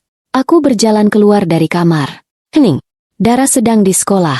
Mas Bagas sedang bekerja. Atau mungkin dia sedang bekerja? Entahlah. Rumah ini terasa terlalu besar untukku sendirian. Kesunyian yang biasanya kunikmati, yang biasanya kuanggap sebagai kemewahan setelah pagi yang riuh, kini terasa mencekam. Langkahku membawaku ke dapur. Tenggorokanku kering sekali. Rasanya seperti baru menelan debu satu skop. Aku membuka kulkas, mengambil botol air putih, menuangnya ke gelas. Tanganku, yang tadi ku gagah-gagahkan saat menutup lemari, sekarang gemetar lagi. Gelas itu sampai beradu pelan dengan bibir botol, menimbulkan bunyi klunting-klunting yang memalukan. Aku meneguk air itu sekali habis. Dinginnya menjalar, tapi tidak bisa mendinginkan kepalaku yang rasanya mau meledak. Aku duduk di kursi meja makan. Kursi yang sama tempat Mas Bagas duduk tadi pagi, memuji nasi gorengku. Tiba-tiba aku ingin tertawa. Tertawa terbahak-bahak. Dia memujiku. Dia bilang nasi gorengku yang terenak. Tentu saja. Dia sedang merayakan kemenangannya. Dia berhasil menipuku lagi. Dia berhasil mengambil uangku lagi. Uang. Bisikan Dara yang kedua itu jauh lebih menyakitkan daripada yang pertama. Kalau dia hanya selingkuh, hatiku mungkin sakit. Egoku sebagai perempuan mungkin terluka. Tapi ini, dia mencuri. Dia mencuri uangku. Uang yang kukumpulkan untuk masa depan Dara. Lelaki macam apa yang tega mengambil jatah pendidikan anaknya sendiri, hanya untuk membelikan rumah bagi perempuan lain? Aku memandang ke dinding dapur. Ada seekor cicak di sana. Dia diam, matanya menatapku, seolah-olah dia tahu segalanya. Kamu lihat, kan, Cak? Bisikku pada cicak itu. Kamu pasti lihat. Kamu pasti tahu dia maling. Ya Tuhan, aku sudah gila. Aku sekarang bicara dengan cicak. Sepertinya, selain hatiku, kewarasanku juga sudah mulai dipertaruhkan di sini. Cicak itu menjulurkan lidahnya, lalu pergi. Sepertinya dia tidak mau ikut campur urusan rumah tanggaku. Pengecut, sama seperti suamiku. Ranti, fokus. Aku tidak bisa duduk diam dan bicara dengan cicak sepanjang hari. Aku harus menyusun rencana. Dara bilang, setiap mamah pergi pengajian hari Jumat. Pengajianku selalu rutin. Setiap Jumat, jam 9 pagi, aku berangkat. Pulang jam 11, kadang jam setengah 12 kalau sedang ada arisan atau makan-makan. Dan Mas Bagas. Aku ingat sekarang, betapa bodohnya aku. Selama setahun terakhir ini, dia sering sekali bilang, hari Jumat ini Mas kayaknya mau pulang cepat. Mau istirahat di rumah sebentar sebelum Jumatan di kantor. Capek banget. Dan aku, dengan segala keluguanku, akan menjawab, oh, iya, Mas. Nanti Mama siapkan makan siangnya sekalian. Ya. Aku bahkan senang dia pulang. Kukira dia suami yang tahu rumah. Kukira dia lelah bekerja. Dia pulang cepat bukan untuk istirahat. Dia pulang cepat untuk beraksi. Dia pulang untuk menguras kaleng biskuitku saat istrinya sedang menunduk khusyuk mendoakannya di masjid. Ibadah macam apa yang sedang dia lakukan itu? Berarti, hari Jumat adalah kuncinya. Aku melihat kalender bergambar Ka'bah di dinding dapur. Hari ini hari Rabu. Aku punya waktu 2 hari. 2 hari untuk mempersiapkan segalanya. Apa yang akan kulakukan hari Jumat nanti? Melabraknya? Mas, kamu maling, ya?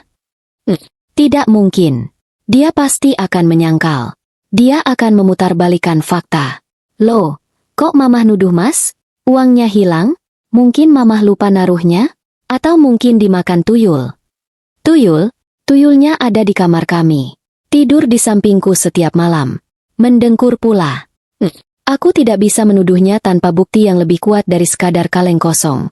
Kaleng kosong itu bisa jadi bahan tertawaan. Dia bisa saja menuduhku pikun. Menuduhku tidak bisa mengurus uang. Aku harus menjebaknya. Aku harus punya bukti bahwa dia yang mengambil. Bagaimana caranya? Aku memeras otakku yang rasanya sudah lama tidak dipakai untuk berpikir serumit ini. Biasanya otakku hanya kupakai untuk memikirkan besok masak apa, atau bagaimana caranya mencocokkan motif taplak meja dengan gorden. Aha! Aku akan mengisi kaleng itu lagi. Aku masih punya sisa uang gajian bulan ini, yang belum kumasukkan ke kaleng itu. Sengaja kusimpan di dompet, untuk pura-pura jajan bakso dengan ibu-ibu pengajian. Aku akan mengambil uang itu. Tidak banyak, tapi cukup. Mungkin 3 atau 4 lembar uang 100 ribuan. Aku akan menaruhnya di kaleng Hongguan itu. Tapi tidak begitu saja. Aku akan menandainya. Ya, aku akan menandainya. Aku punya spidol permanen milik Dara, yang biasa dia pakai untuk menggambar di dinding sampai aku pusing 7 keliling. Aku akan membuat tanda kecil di sudut uang itu. Titik kecil saja. Titik yang hanya aku yang tahu. Lalu, hari Jumat, aku akan tetap pergi pengajian. Aku akan pura-pura pergi pengajian. Aku akan berdandan seperti biasa. Pakai gamis terbaikku. Pakai kerudung bergo favoritku. Aku akan pamit pada tetangga kiri kanan. Bu, berangkat dulu, ya. Aku akan membuat semua orang mengira aku ada di masjid. Padahal, aku akan bersembunyi. Di mana? Di rumah Bu RT? Terlalu berisiko. Aku akan bersembunyi. Di rumahku sendiri. Di gudang belakang. Ya. Gudang kecil di samping tempat cuci. Tempat itu sempit, pengap, dan penuh barang rongsokan. Tapi dari jendela kecilnya, aku bisa melihat pintu belakang. Aku bisa mendengar jika ada orang yang masuk. Aku akan menunggu di sana. Menunggu dia pulang. Menunggu dia masuk ke kamar. Menunggu dia mengambil uang yang sudah kutandai. Lalu apa? Setelah dia mengambilnya, apa yang harus kulakukan? Langsung keluar dan berteriak. Kena kamu! Rasanya kok seperti adegan di sinetron azab. Terlalu berisik. Setelah dia mengambil uang itu, dia pasti akan pergi lagi. Pergi kemana? Tentu saja. Pergi menemui Tante Sinta. Pergi untuk menyerahkan uang curianku. Dan saat itulah aku akan beraksi. Aku akan membuntutinya. Ini bagian yang paling sulit. Aku tidak bisa menyetir motor. Menyetir sepeda saja aku sering masuk got. Aku harus menyewa ojek. Ojek langgananku yang biasa mengantarku ke pasar. Mang Udin. Aku harus menelepon Mang Udin sebelumnya. Memintanya menunggu di ujung gang. Tentu saja aku tidak akan bilang mau membuntuti suamiku. Aku akan bilang aku mau pergi ke tempat arisan di lokasi yang rahasia. Terdengar konyol. Tapi Mang Udin tidak akan banyak tanya selama ongkosnya pas. Ya, rencananya mulai terbentuk. Pura-pura pengajian. Sembunyi di gudang. Dia datang. Ambil uang yang sudah ditandai. Dia pergi. Aku keluar, panggil Mang Udin, lalu membuntutinya. Aku akan melihat dengan mata kepalaku sendiri. Siapa Sinta itu? Di mana mereka bertemu? Dan yang paling penting, di mana rumah itu? Rumah yang dibeli pakai uang semurku, uang tempe gorengku, uang tabungan Dara. Aku harus tahu. Aku berdiri dari kursi. Tanganku sudah tidak gemetar lagi. Aku berjalan ke kamar mandi. Kamar mandi tempat Mas Bagas biasa mengunci diri. Kamar mandi yang menjadi saksi bisu kebohongannya. Aku masuk. Aku mengunci pintunya. Persis seperti yang selalu dia lakukan.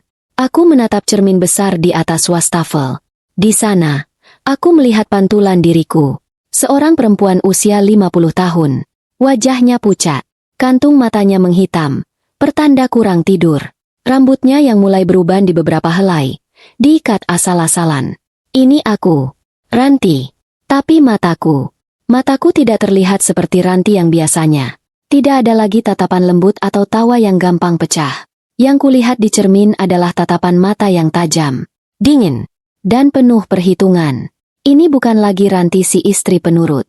Ini adalah Ranti, seorang ibu, yang sedang bersiap untuk perang. Sandiwara dimulai. Mas Bagas. Dan aku pastikan, Aku yang akan menulis akhir ceritanya. Malam Kamis adalah malam terpanjang dalam hidupku. Aku tidur di sampingnya. Pura-pura tidur. Padahal mataku terbuka dalam gelap. Menatap langit-langit kamar yang kotor oleh sarang laba-laba kecil. Di sampingku, Mas Bagas tidur pulas. Pulas sekali. Dia bahkan mendengkur. Bagaimana bisa dia tidur senyenyak itu? Apa rasa bersalah tidak menusuk tidurnya? Atau dia memang tidak punya benda itu sama sekali? Malam itu, saat aku yakin dia sudah benar-benar terlelap di alam mimpinya, mungkin sedang mimpi indah bersama Sinta, aku bangun. Aku berjingkat, pelan-pelan, seperti maling di rumah sendiri. Aku mengambil dompetku di dapur. Kuambil 3 lembar uang 100 ribuan. Uang sisa gajian yang sengaja tidak kumasukkan ke kaleng. Lalu, aku mengambil spidol permanen hitam milik Dara. Di bawah temaram lampu dapur yang sengaja tidak kumatikan, aku melakukan ritual itu. Tanganku gemetar. Bukan karena takut, tapi karena marah. Aku memberi tanda titik kecil di sudut setiap lembar uang. Tepat di dekat gambar kumis Pak Soekarno. Tanda yang sangat kecil, yang tidak akan terlihat kalau tidak diperhatikan baik-baik. Tapi aku tahu persis letaknya. Uang ini adalah umpanku. Setelah selesai, aku kembali ke kamar.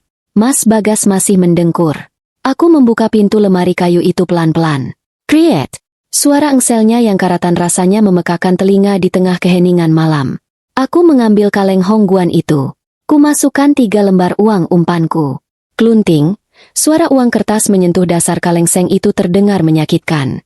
Ku kembalikan kaleng itu ke tempatnya. Ku tutup lagi lemari itu. Malam itu, aku tidak kembali ke kasur. Aku tidur di ruang tengah, memeluk bantal sofa. Hari ini adalah hari H. Pagi berjalan seperti biasa. Sandiwara kami berdua sama-sama hebat. Aku memasak nasi goreng lagi. Dia memakannya dengan lahap, seperti kemarin. Wah, Mama lagi suka masak nasi goreng, ya? Tanyanya sambil terkekeh. Aku hanya tersenyum. Mumpung lagi ada sisa nasi semalam, Mas. Dia tidak curiga sama sekali. Dia masih Mas Bagasku yang lurus. Setidaknya, di permukaan. Jam 8 pagi, dia sudah rapi. Mah, Mas kayaknya hari ini mau pulang cepat lagi, ya? Badan rasanya nggak enak, mau istirahat di rumah. Katanya, persis seperti skenario yang sudah kuharapkan. Oh, iya, Mas. Nggak apa-apa. Jawabku lembut. Nanti Mama siapkan obat gosok, ya? Nggak usah. Mah, Mas cuma butuh tidur. Tentu saja. Kamu butuh tidur. Atau kamu butuh mengambil jatah mingguanmu dari kaleng biskuitku? Aku mengantar Dara ke gerbang, menunggu jemputannya. Aku memeluknya erat sekali pagi ini. Belajar yang benar. Ya, sayang. Iya, Mah. Mamah mau pengajian, kan? Iya, nak. Jam 9 kurang 15 menit. Aku sudah siap. Aku berdandan. Lebih rapi dari biasanya. Gamis coklat tua ku pakai. Kerudung warna senada. Ku semprot parfum melati. Aku bahkan membedaki wajahku yang pucat. Aku harus terlihat seperti Ranti yang mau mengaji, bukan Ranti yang sedang bersiap menjebak suaminya sendiri. Aku harus terlihat normal. Aku harus terlihat seperti Ranti yang mau pergi menuntut ilmu agama. Aku pamit pada Mas Bagas yang sedang pura-pura sibuk membaca koran di teras. Mas, aku berangkat pengajian, ya. Dia menurunkan korannya. Menatapku. Tumben, rapi banget. Mah, mau ada arisan sekalian? Enggak, lagi pengen aja. Kataku. Aku meraih tangannya. Mencium punggung tangannya. Rasanya dingin dan sedikit berkeringat. Hati-hati. Ya, Mah, katanya. Iya, Mas. Aku berjalan keluar pagar. Aku sengaja berjalan kaki. Aku menyapa Bu RT yang sedang menyapu halaman. Mari, Bu RT. Monggo, Bu Ranti. Rajin banget pengajiannya. Aku tersenyum saja. Aku terus berjalan sampai di ujung gang, tempat Mang Udin, tukang ojek langgananku, seharusnya menunggu. Tapi Mang Udin tidak ada. Jantungku berdebar. Jangan bilang dia lupa. Rencanaku bisa berantakan. Aku baru saja mau mengeluarkan ponsel jadulku dari tas, saat motor Mang Udin muncul dari tikungan. Maaf, Neng Ranti. Tadi bannya kempes sedikit. Nggak apa-apa, Mang. Ayo, jalan. Tapi aku tidak minta diantar ke masjid. Mang, kita ke belakang komplek, ya? Lewat jalan kebun singkong itu, kataku. Mang Udin bingung. Loh, katanya mau pengajian? Masjid kan arah sana. Udah, Mang, jalan aja. Ini pengajiannya khusus. Nanti ongkosnya saya tambahin. Kataku sedikit memaksa. Mang Udin, yang mungkin berpikir aku sedang ada masalah rumah tangga atau mau main ilmu hitam, akhirnya nurut saja. Dia mengantarku ke jalan setapak di belakang komplek perumahan kami. Turunin saya di sini aja, Mang. Aku turun. Aku memberikan uang 50.000. Mang Udin, terima kasih. Nggak usah kembalian. Mang Udin pulang aja. Loh, Neng Ranti nanti pulangnya gimana? Gampang, Mang. Udah, pulang aja. Setelah Mang Udin menghilang, aku sendirian. Di kebun singkong yang sepi. Aku menarik napas. Dengan langkah cepat, aku menyusuri tembok belakang perumahan. Aku tahu persis di mana letak rumahku. Aku sampai di bagian belakang rumahku sendiri. Pintu dapur. Semalam, aku sengaja mengganjal kunci slotnya dengan sepotong kertas kecil. Jadi pintunya tidak benar-benar terkunci dari dalam. Pelan-pelan, aku mendorong pintu itu. Tidak berbunyi. Aku masuk ke rumahku sendiri. Seperti pencuri. Langkahku berjingkat. Melewati tempat cuci.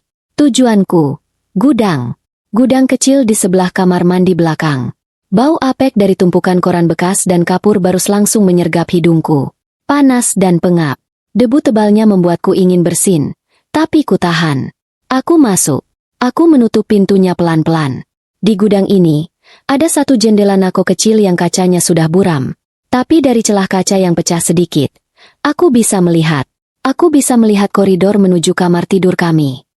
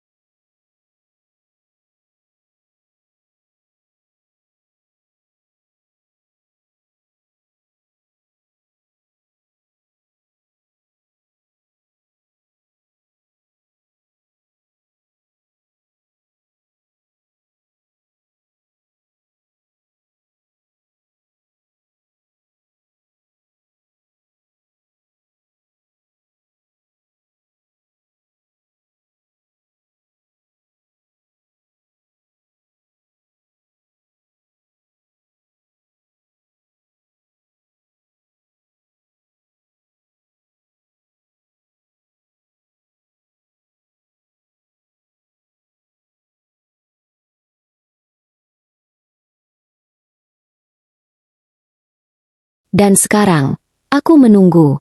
Jantungku berbunyi, duk-duk-duk. Rasanya lebih kencang dari suara beduk di masjid. Jam 9:20. Terdengar suara mobilnya masuk ke garasi. Dia pulang. Dia benar-benar pulang. Aku menahan napas. Aku mendengar suara pintu depan dibuka. Lalu ditutup. Klik. Suara kunci diputar. Hening. Aku mendengar langkah kakinya. Dia tidak ke dapur. Dia tidak ke kamar mandi. Langkah kakinya lurus. Menuju kamar tidur kami. Aku menajamkan telinga. Hening lagi. Lalu, kriet. Suara itu. Suara pintu lemari kayu jati. Aku menutup mulutku dengan kedua tangan. Jangan sampai aku menjerit. Lalu, suara yang paling kutunggu. Suara yang paling menghancurkan hatiku. Plak. Suara tutup kaleng hongguan merah dibuka. Dia melakukannya. Dia benar-benar melakukannya. Dia masuk dalam perangkapku. Dia melakukannya. Aku masih berjongkok di dalam gudang yang pengap. Kakiku kesemutan parah. Tapi aku tidak berani bergerak. Aku mendengar suara plak. Lagi. Tutup kaleng Hongguan itu ditutup. Lalu suara kriek pintu lemari ditutup kembali. Langkah kakinya terdengar. Menjauh dari kamar. Lalu aku mendengar suara pintu depan dibuka, ditutup, dan dikunci dari luar. Klik. Hening. Beberapa detik kemudian, suara mesin mobilnya menyala. Terdengar kasar sesaat. Lalu stabil. Suara mobil itu bergerak menjauh, keluar dari garasi, dan perlahan hilang ditelan suara jalanan. Dia pergi. Dia sudah mengambil umpanku. Aku butuh waktu 1 menit penuh untuk bisa berdiri. Kakiku yang kaku karena kesemutan hampir saja membuatku jatuh menimpa tumpukan koran bekas. Aku membuka pintu gudang pelan-pelan. Rumah ini terasa hampa. Tapi aku tidak punya waktu. Aku harus bergerak cepat. Aku tidak berlari ke dapur untuk minum. Aku tidak duduk di sofa untuk menenangkan diri. Aku berlari ke kamar. Jantungku seperti mau copot rasanya. Dengan tangan yang masih gemetar hebat, aku membuka pintu lemari kayu itu. Kriet! Aku tidak peduli lagi pada tumpukan sprei. Aku menarik kaleng Hongguan itu dengan kasar. Kubuka tutupnya. Plak! Aku menumpahkan seluruh isinya ke atas kasur kami. Uang receh. Beberapa lembar uang puluhan ribu yang kusut. Dan 3 lembar uang 100 ribuan yang kutandai semalam. Lenyap. Bersih. Tidak bersisa. Dia mengambilnya. Dia mengambil umpan yang kusiapkan. Ini bukan lagi dugaan. Ini bukan lagi bisikan anak kecil. Ini fakta. Suamiku, Mas Bagas, adalah pencuri. Amarah yang tadi kutahan di gudang, kini meledak di dalam dadaku. Panas. Rasanya aku ingin melempar kaleng biskuit ini ke cermin rias. Tapi aku menahan diri. Dia sudah pergi. Dia membawa uangku. Aku harus tahu kemana dia membawanya. Sekarang juga, aku menyambar ponsel jadulku. Aku menekan tombol panggil cepat untuk nomor Mang Udin. Mang Udin. Mang Udin di mana? Suaraku terdengar panik. Aku tidak peduli. Aduh, Neng Ranti, ini saya lagi ngetem di pangkalan. Kenapa lagi? Neng? Ada yang ketinggalan. Suara Mang Udin terdengar bingung. Mang, tolong saya. Mang, jemput saya sekarang. Di ujung gang tadi. Sekarang. Loh, Neng? Pengajiannya? Nggak ada pengajian. Mang, udah, cepet kesini. Nanti ongkosnya saya tambahin 3 kali lipat. Penting banget. Aku tidak menunggu jawabannya.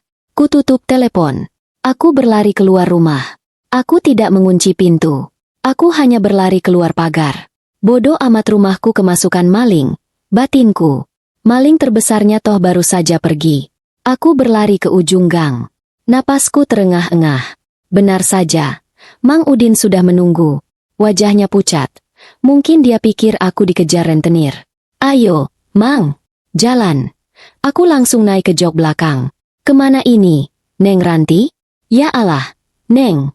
Neng gak apa-apa. Gak apa-apa, Mang. Kejar mobil tadi. Mobil hitam yang baru keluar dari gang. Kejar sekarang.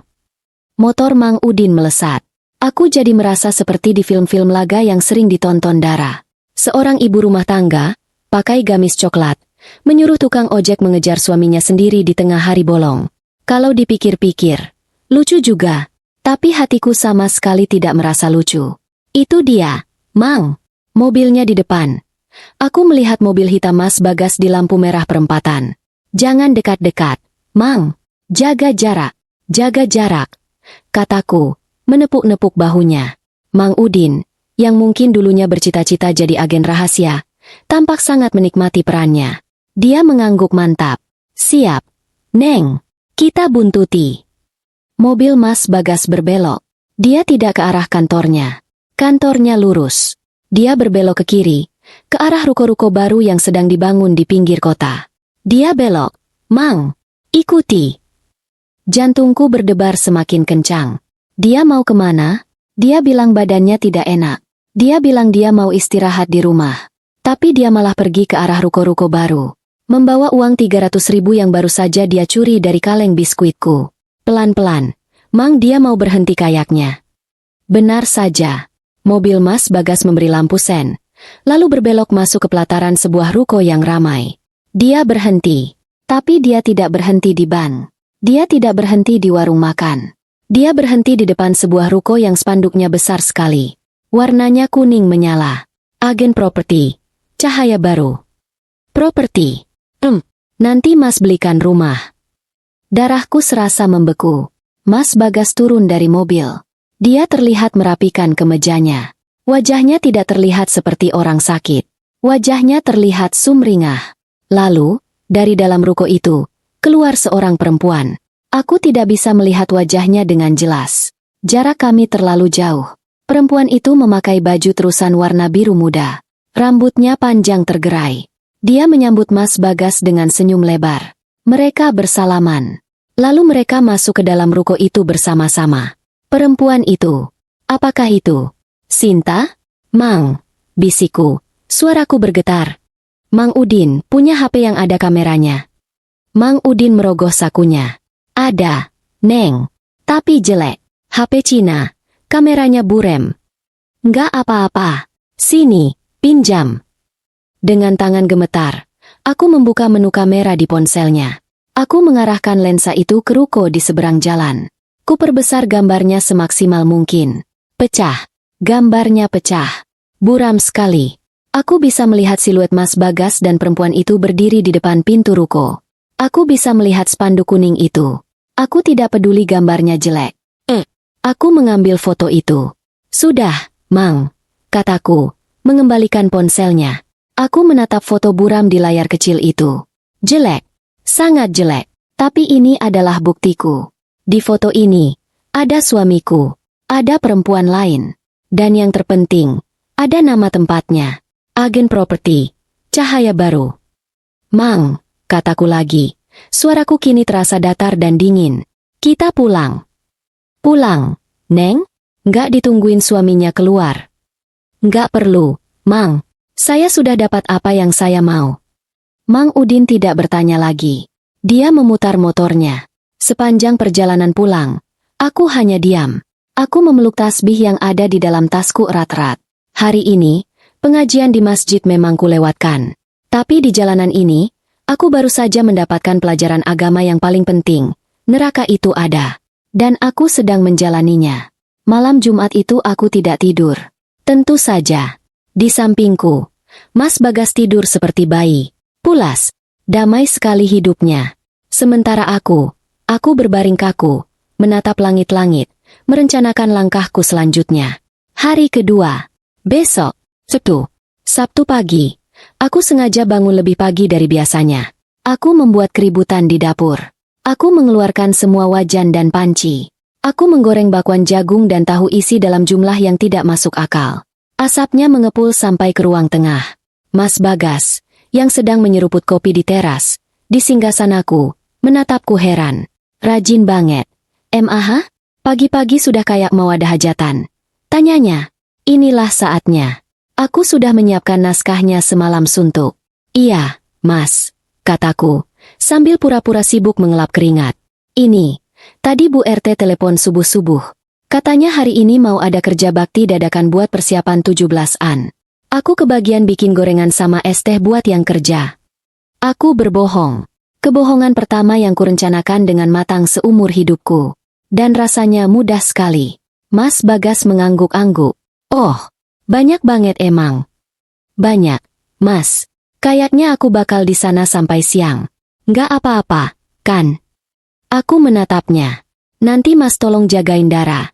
Ya, jangan kemana-mana. Ini adalah kuncianku. Aku harus memastikan dia tetap di rumah. Wajahnya langsung terlihat senang. Senang karena aku akan pergi lama. Oh, siap.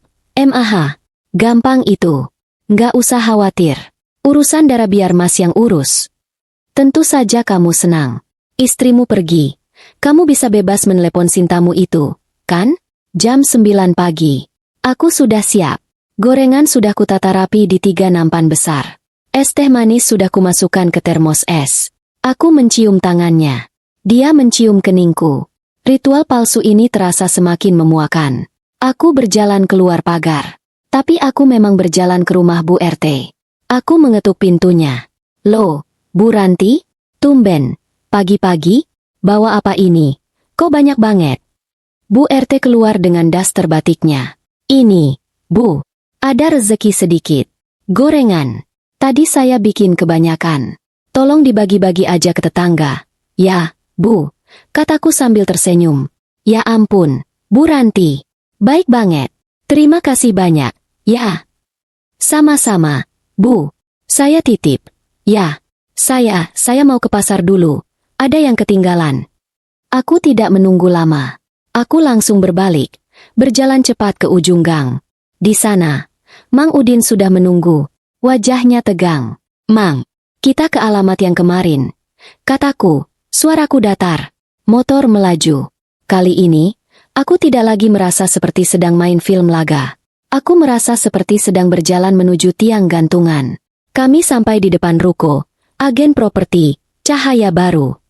Mang, tunggu di sini. Jangan kemana-mana. Kataku, aku menarik napas dalam-dalam. Aku merapikan kerudungku. Aku mendorong pintu kaca ruko itu. Ting-ting. Suara lonceng kecil di pintu berbunyi.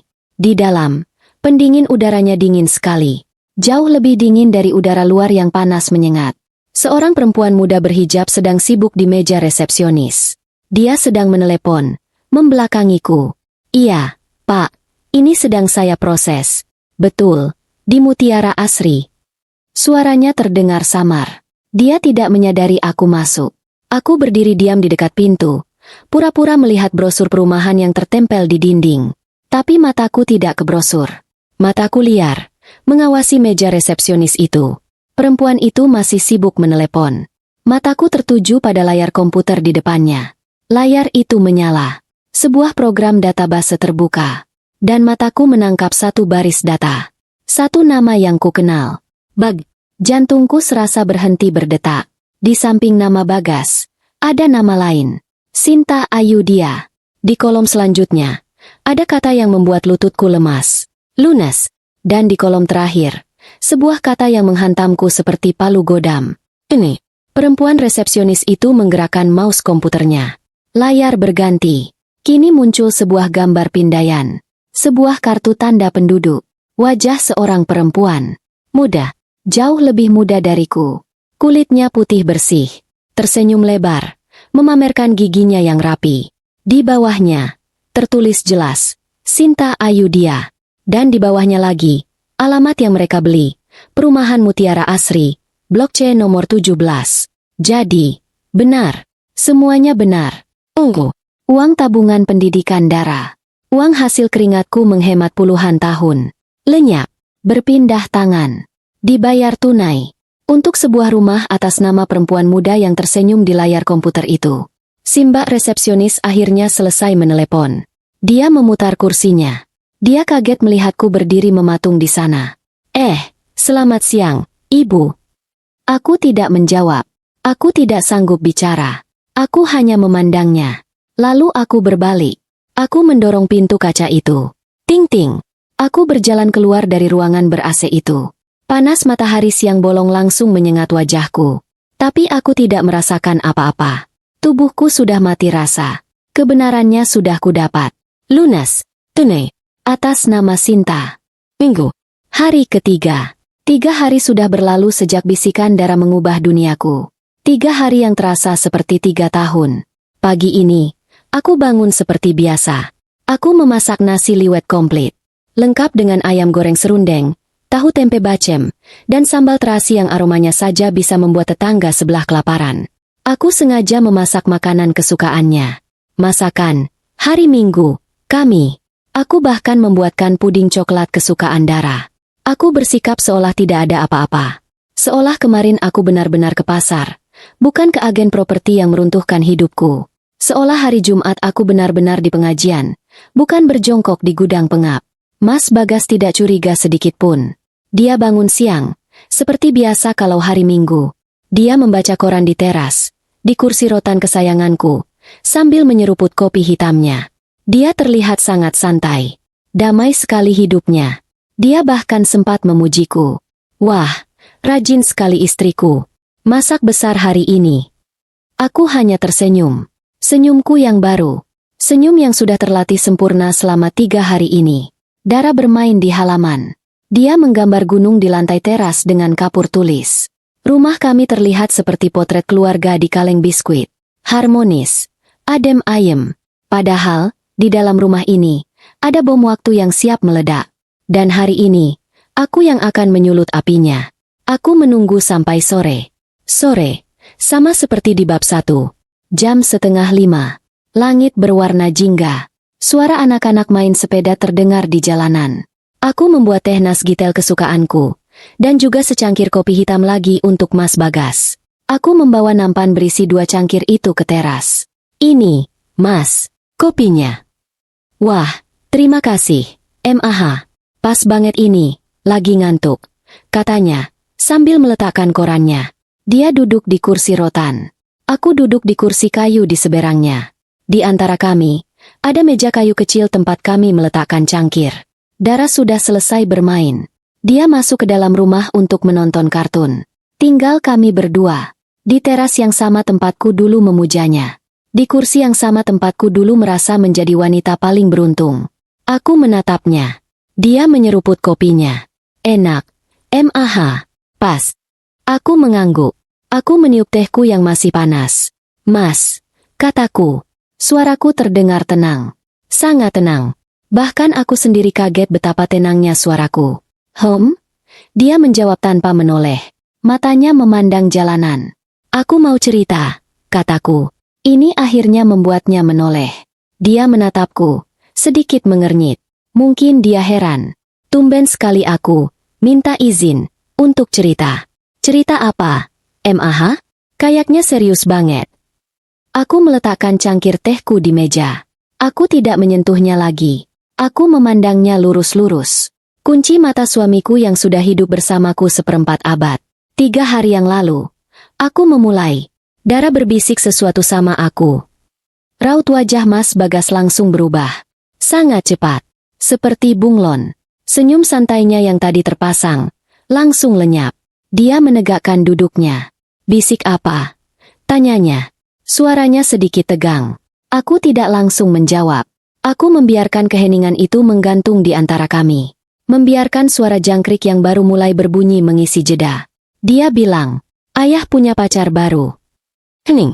Mas Bagas tidak bergerak, tapi aku bisa melihat otot rahangnya mengeras. Namanya Tante Sinta. Lanjutku. Dia masih diam. Dia juga bilang, ayah berjanji mau belikan Tante Sinta rumah. Wajah Mas Bagas yang tadi tegang, tiba-tiba berubah santai lagi. Terlalu cepat. Dia tertawa. Tertawa. Bukan tawa lepas, tapi tawa yang dibuat-buat. Tawa yang terdengar sumbang di telingaku. Ya ampun, mamah ini, percaya aja sama omongan anak kecil. Katanya, sambil melambaikan tangan, seolah mengusir lalat. Dara itu pasti kebanyakan nonton sinetron. Ada-ada aja dia. Dia mencoba mengubah ini menjadi lelucon. Dia mencoba membuatku terlihat bodoh karena mempercayai igauan anak kecil. Dia meremehkanku. Aku tersenyum. Senyum tipis. Aku juga mikirnya gitu. Mas, kataku. Aku pikir, nggak mungkin suamiku kayak gitu. Mas Bagas kan suami paling setia. Paling lurus. Wajahnya terlihat sedikit lega mendengar ucapanku. Nah, itu mamah tahu, katanya, bersandar lagi ke kursi. Sudah. Jangan didengerin. Bikin pusing kepala aja. Dia hendak mengambil cangkir kopinya lagi. Tapi, kataku, tangannya berhenti di udara. Dara bilang satu hal lagi. Lanjutku, masih dengan nada tenang yang sama. Dia bilang, ayah selalu ambil uang mamah di lemari. Uang di kaleng hongguan merah. Setiap mamah pergi pengajian hari Jumat. Mata kami bertemu. Kali ini, dia tidak bisa lagi pura-pura tertawa. Wajahnya pucat pasi. Lebih pucat dari cucianku yang kuberi pemutih kebanyakan. Apa maksudmu, MAH? Suaranya bergetar. Aku meraih tasku yang kuletakkan di lantai. Tas yang sama, yang kupakai untuk pengajian hari Jumat. Aku membukanya. Aku tidak mengeluarkan dompet. Aku mengeluarkan sebuah foto. Foto buram dari kamera ponsel Mang Udin. Kutaruh foto itu di atas meja, di antara 2 cangkir kami. Hari Jumat kemarin, kataku. Aku nggak ke pengajian, Mas. Dia menatap foto itu. Wajahnya semakin pucat. Dia pasti mengenali siluetnya sendiri. Dia pasti mengenali spanduk kuning, agen properti, cahaya baru, itu. Dan kemarin, lanjutku. Hari Sabtu. Aku ke sana. Aku mengeluarkan lembar kedua. Sebuah kertas kecil. Sobekan dari buku catatanku. Kutaruh di samping foto itu. Dia tidak berani menyentuhnya. Dia hanya menatapnya. Perumahan Mutiara Asri. Blok C, nomor 17. Kataku, membacakan tulisanku sendiri. Lunas. Tunai. Atas nama Sinta Ayudia. Hening. Dunia berhenti berputar. Suara anak-anak main sepeda hilang. Suara jangkrik mati. Yang terdengar hanya napas Mas Bagas yang memburu. Ranti. Dia memanggil namaku. Bukan, Mama. Ranti, kamu. Dia tidak bisa menyelesaikan kalimatnya. Aku menatapnya. Lurus. Ejem. Aku tidak menangis. Aku tidak berteriak. Aku tidak mengamuk. Aku hanya duduk di sana. Di terasku. Di singgasanaku. Menunggu dia bicara. 3 hari. 3 hari aku mengumpulkan semua ini. Dan sekarang, semua kartuku sudah terbuka di atas meja. Sekarang gilirannya. Hening. Duniaku benar-benar berhenti berputar di teras sore itu. Langit jingga yang tadi terlihat indah, sekarang warnanya seperti darah kering. Suara jangkrik yang tadi sore memulai lagunya, kini rasanya seperti mengejekku. Di seberang meja kayu kecil kami, Mas Bagas tidak bergerak. Dia menatap 2 barang bukti di atas meja. Foto buram itu, dan sobekan kertas berisi alamat rumah selingkuhannya. Wajahnya yang tadi pucat pasi, kini perlahan berubah. Dari pucat, menjadi merah padam. Bukan merah karena malu, tapi merah karena amarah. Aku melihatnya. Detik di mana suamiku yang kukenal selama 25 tahun menghilang, dan digantikan oleh orang asing yang penuh kebencian. Ranti. Suaranya berdesis, pelan, tapi menakutkan. Kamu melacakku. Dia tidak bertanya soal Sinta. Dia tidak bertanya soal uang itu. Yang dia permasalahkan adalah, kenapa aku bisa tahu? Dia tidak merasa bersalah. Dia marah karena ketahuan. Aku masih diam. Aku hanya menatapnya. Aku tidak memberinya jawaban yang dia inginkan. Kamu menjebakku. Tanyanya lagi.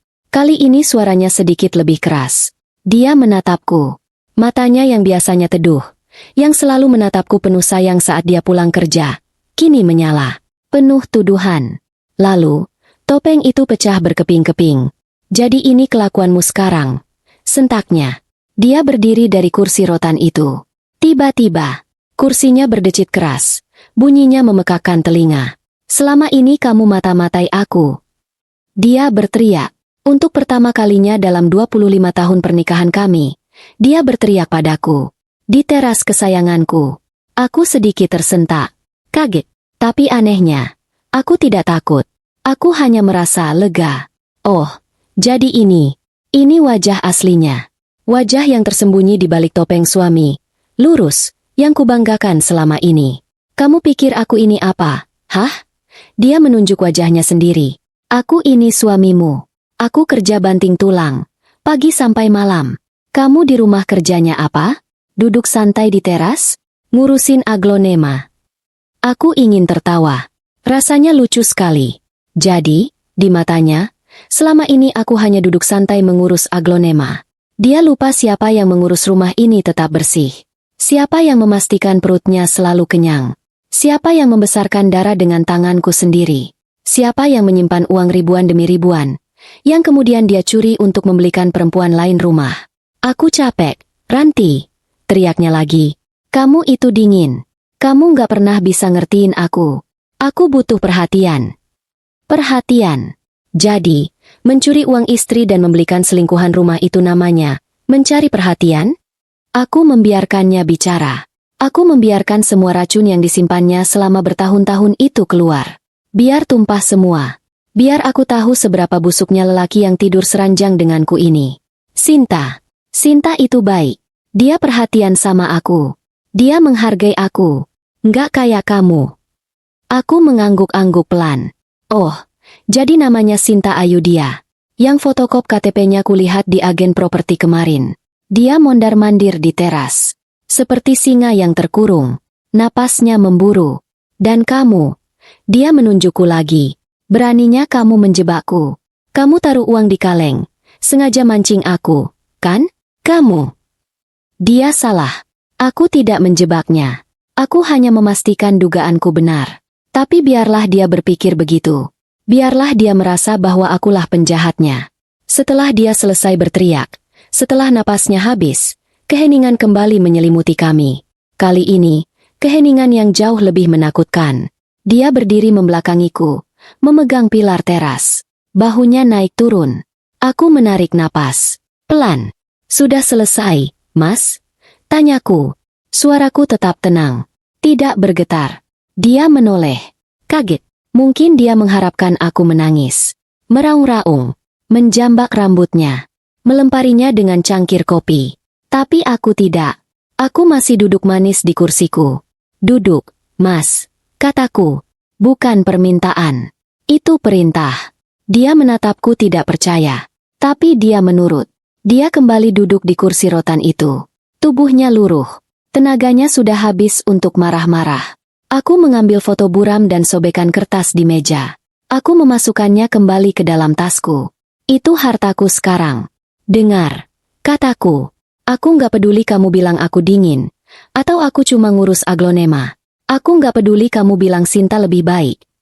Aku mencondongkan tubuhku ke depan. Yang aku pedulikan, cat__ aku, menekan setiap kataku. Itu uangku. Uang tabungan Dara. Yang kamu curi. Dari kaleng Hongguan. Di lemari. Dia menunduk.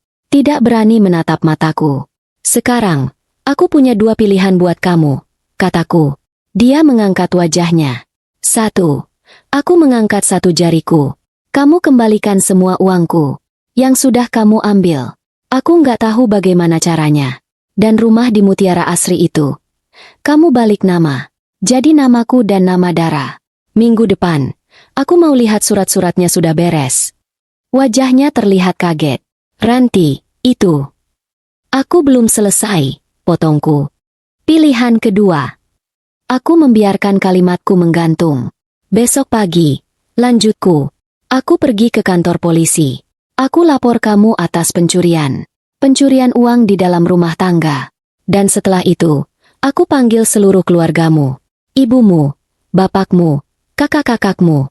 Aku undang mereka semua ke teras ini. Biar aku ceritakan, menantu dan adik kesayangan mereka ini, kelakuannya seperti apa. Lengkap, dengan semua bukti ini. Mata Mas Bagas membelalak. Ketakutan. Akhirnya, aku melihatnya. Ketakutan yang nyata di wajahnya. Dia tidak takut kehilangan aku. Dia tidak takut kehilangan Dara. Dia takut malu. Dia takut miskin. Dia takut polisi. Teras ini kembali hening. Aku bersandar di kursiku. Aku meraih cangkir tehku. Tehnya sudah dingin. Sepahit hidupku. Ku minum sedikit. Aku tunggu jawabanmu, Mas, kataku. Pilih yang mana? Butuh waktu lama. Mungkin hanya 30 detik. Tapi di teras yang mulai gelap itu, rasanya seperti 30 tahun. Mas Bagas tidak bergerak. Dia hanya menatapku. Di matanya, aku tidak melihat penyesalan. Aku tidak melihat rasa bersalah. Yang kulihat hanya perhitungan. Dia sedang menimbang-nimbang. Dia sedang mengkalkulasi. Polisi dan keluarga besar. Atau kehilangan rumah dan uang. Dia takut. Ketakutannya begitu pekat. Aku hampir bisa mencium baunya. Akhirnya, dia mengembuskan napas. Napas panjang seorang pecundang. Seluruh udara di tubuhnya seakan keluar. Bahunya yang tadi tegang, kini luruh. Tubuhnya yang tadi gagah karena amarah, kini terlihat bungkuk. Dia menunduk dalam-dalam, menatap lantai teras yang berdebu. Pilihan 1, bisiknya. Suaranya pelan. Kalah. Aku pilih pilihan 1, Ranti. Aku mengangguk. Pelan. Tentu saja dia memilih itu. Pengecut selalu memilih jalan yang menyelamatkan mukanya sendiri. Baik, kataku. Besok pagi, jam 8. Kita ke bank. Kamu cairkan semua tabunganmu. Kalau masih punya, kamu jual apapun yang bisa kamu jual. Aku nggak peduli. Uangku kembali utuh. Lusa, kita ke notaris untuk urus balik nama rumah itu. Tapi, Ranti, Sinta. Dia mencoba. Aku nggak peduli soal Sinta, potongku. Suaraku dingin. Itu urusanmu. Mau kamu bilang apa ke dia? Mau dia marah-marah? Itu bukan lagi urusanku. Urusanku hanya dengan uangku. Dan rumah itu. Dia terdiam. Konfrontasi itu selesai. Tidak ada lagi teriakan. Tidak ada lagi drama.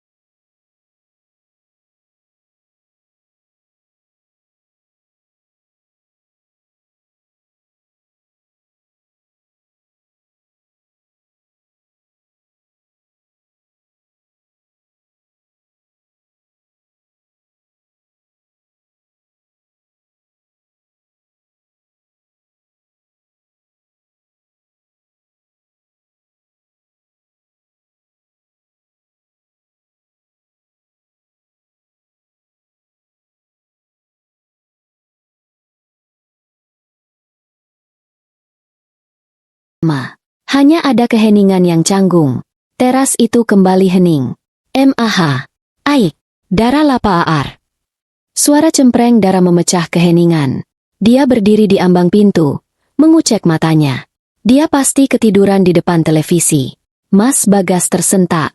Dia menatap Dara, lalu menatapku, dengan pandangan memohon. Memohon agar aku tidak melakukan apa-apa di depan putri kami. Aku berdiri. Ayo, sayang, kataku. Suaraku langsung berubah hangat saat bicara pada Dara. Kita makan malam, ya. Mama sudah masak ayam goreng enak. Aku menggandeng tangan Dara, membawanya ke meja makan. Malam itu, kami makan malam bertiga. Seperti biasa. Tapi semuanya sudah berbeda. Di meja makan, tidak ada obrolan. Hanya ada suara denting sendok dan piring. Mas Bagas makan tanpa suara. Dia tidak berani menatap mataku. Dia hanya menunduk, memakan nasi liwet yang kubuat. Entah apa dia masih bisa merasakan enaknya. Dara, untungnya, tidak menyadari apa-apa. Dia sibuk berceloteh tentang gambarannya di sekolah. Aku dan Mas Bagas hanya menjawab, atau, oh, ya, seperlunya. Rumah kami yang dulu hangat. Malam itu terasa dingin seperti di kutub utara. Minggu berikutnya adalah minggu paling sibuk dalam hidupku. Aku menjadi orang yang berbeda. Aku yang dulu tidak pernah tahu urusan bank. Sekarang aku duduk berhadapan dengan manajer bank, mengurus pemindahan dana. Aku yang dulu hanya tahu urusan pasar. Sekarang aku duduk di kantor notaris, membaca lembar demi lembar akta jual beli. Mas Bagas, dia seperti robot. Dia mengikutiku kemanapun aku suruh. Dia menandatangani apapun yang kuberikan. Wajahnya pucat. Dia terlihat menua 10 tahun dalam seminggu. Dia pasti sedang pusing 7 keliling. Memikirkan bagaimana cara menjelaskan pada Sinta Ayu dia, bahwa rumah yang dijanjikannya, sekarang sudah menjadi milikku. Tapi sekali lagi, itu bukan urusanku. 2 minggu kemudian, aku kembali duduk di teras kesayanganku. Jam 4:30 sore. Secangkir teh Nasgitel, panas, legi, kental, menemaniku. Wangi melatinya masih sama. Aglonemaku masih berjejer rapi. Si belang, si kucing tidak tahu diri itu, masih tidur pulas di keset yang sama. Semuanya terlihat sama, tapi semuanya sudah berbeda. Di dalam rumah, aku tidak tahu Mas Bagas sedang apa. Mungkin dia di kamar. Mungkin dia sedang menonton televisi. Aku tidak peduli. Dia masih tinggal di sini. Kami masih tidur di kamar yang sama. Tapi ranjang kami terasa terpisah oleh samudra yang luas. Dia di sisi kanan, aku di sisi kiri. Kami tidak pernah bersentuhan. Kami hampir tidak pernah bicara, kecuali soal Dara. Dia masih memberiku amplop gaji setiap tanggal 1. Tapi sekarang, aku menerimanya bukan sebagai istri, tapi sebagai manajer keuangan. Hubungan kami sudah selesai malam itu juga. Di teras ini, yang tersisa sekarang hanyalah dua orang tua yang bekerja sama untuk membesarkan putri mereka. Aku kehilangan suamiku. Aku kehilangan 25 tahun kepercayaanku. Aku kehilangan ilusi tentang keluarga harmonis di kaleng biskuit. Rasanya sakit? Tentu saja. Ada bagian dari hatiku yang hancur, yang mungkin tidak akan pernah bisa utuh lagi. Tapi, aku memandang ke seberang jalan. Bu RT melambai padaku. Aku membalas lambaiannya sambil tersenyum. Senyum yang tulus. Aku meraih sertifikat rumah di Mutiara Asri yang kuletakkan di meja. Sertifikat yang sudah lunas, dan kini tertulis namaku dan nama Dara di atasnya. Aku tidak kehilangan diriku sendiri. Ternyata, di balik ranti yang lurus-lurus saja, yang kerjanya cuma mengurus aglonema, ada kekuatan yang selama ini tidak ku ketahui. Bisikan Dara 3 hari itu memang menghancurkan duniaku. Tapi bisikan itu juga yang membangunkanku. Aku meraih cangkir tehku. Ku hirup pelan. Hangatnya menjalar ke dada. Teras ini kembali tenang. Tapi ini bukan lagi ketenangan yang naif. Ini adalah ketenanganku. Ketenangan yang ku bayar mahal. Ketenangan yang ku perjuangkan sendiri. Dan kali ini, aku yang memegang kendali.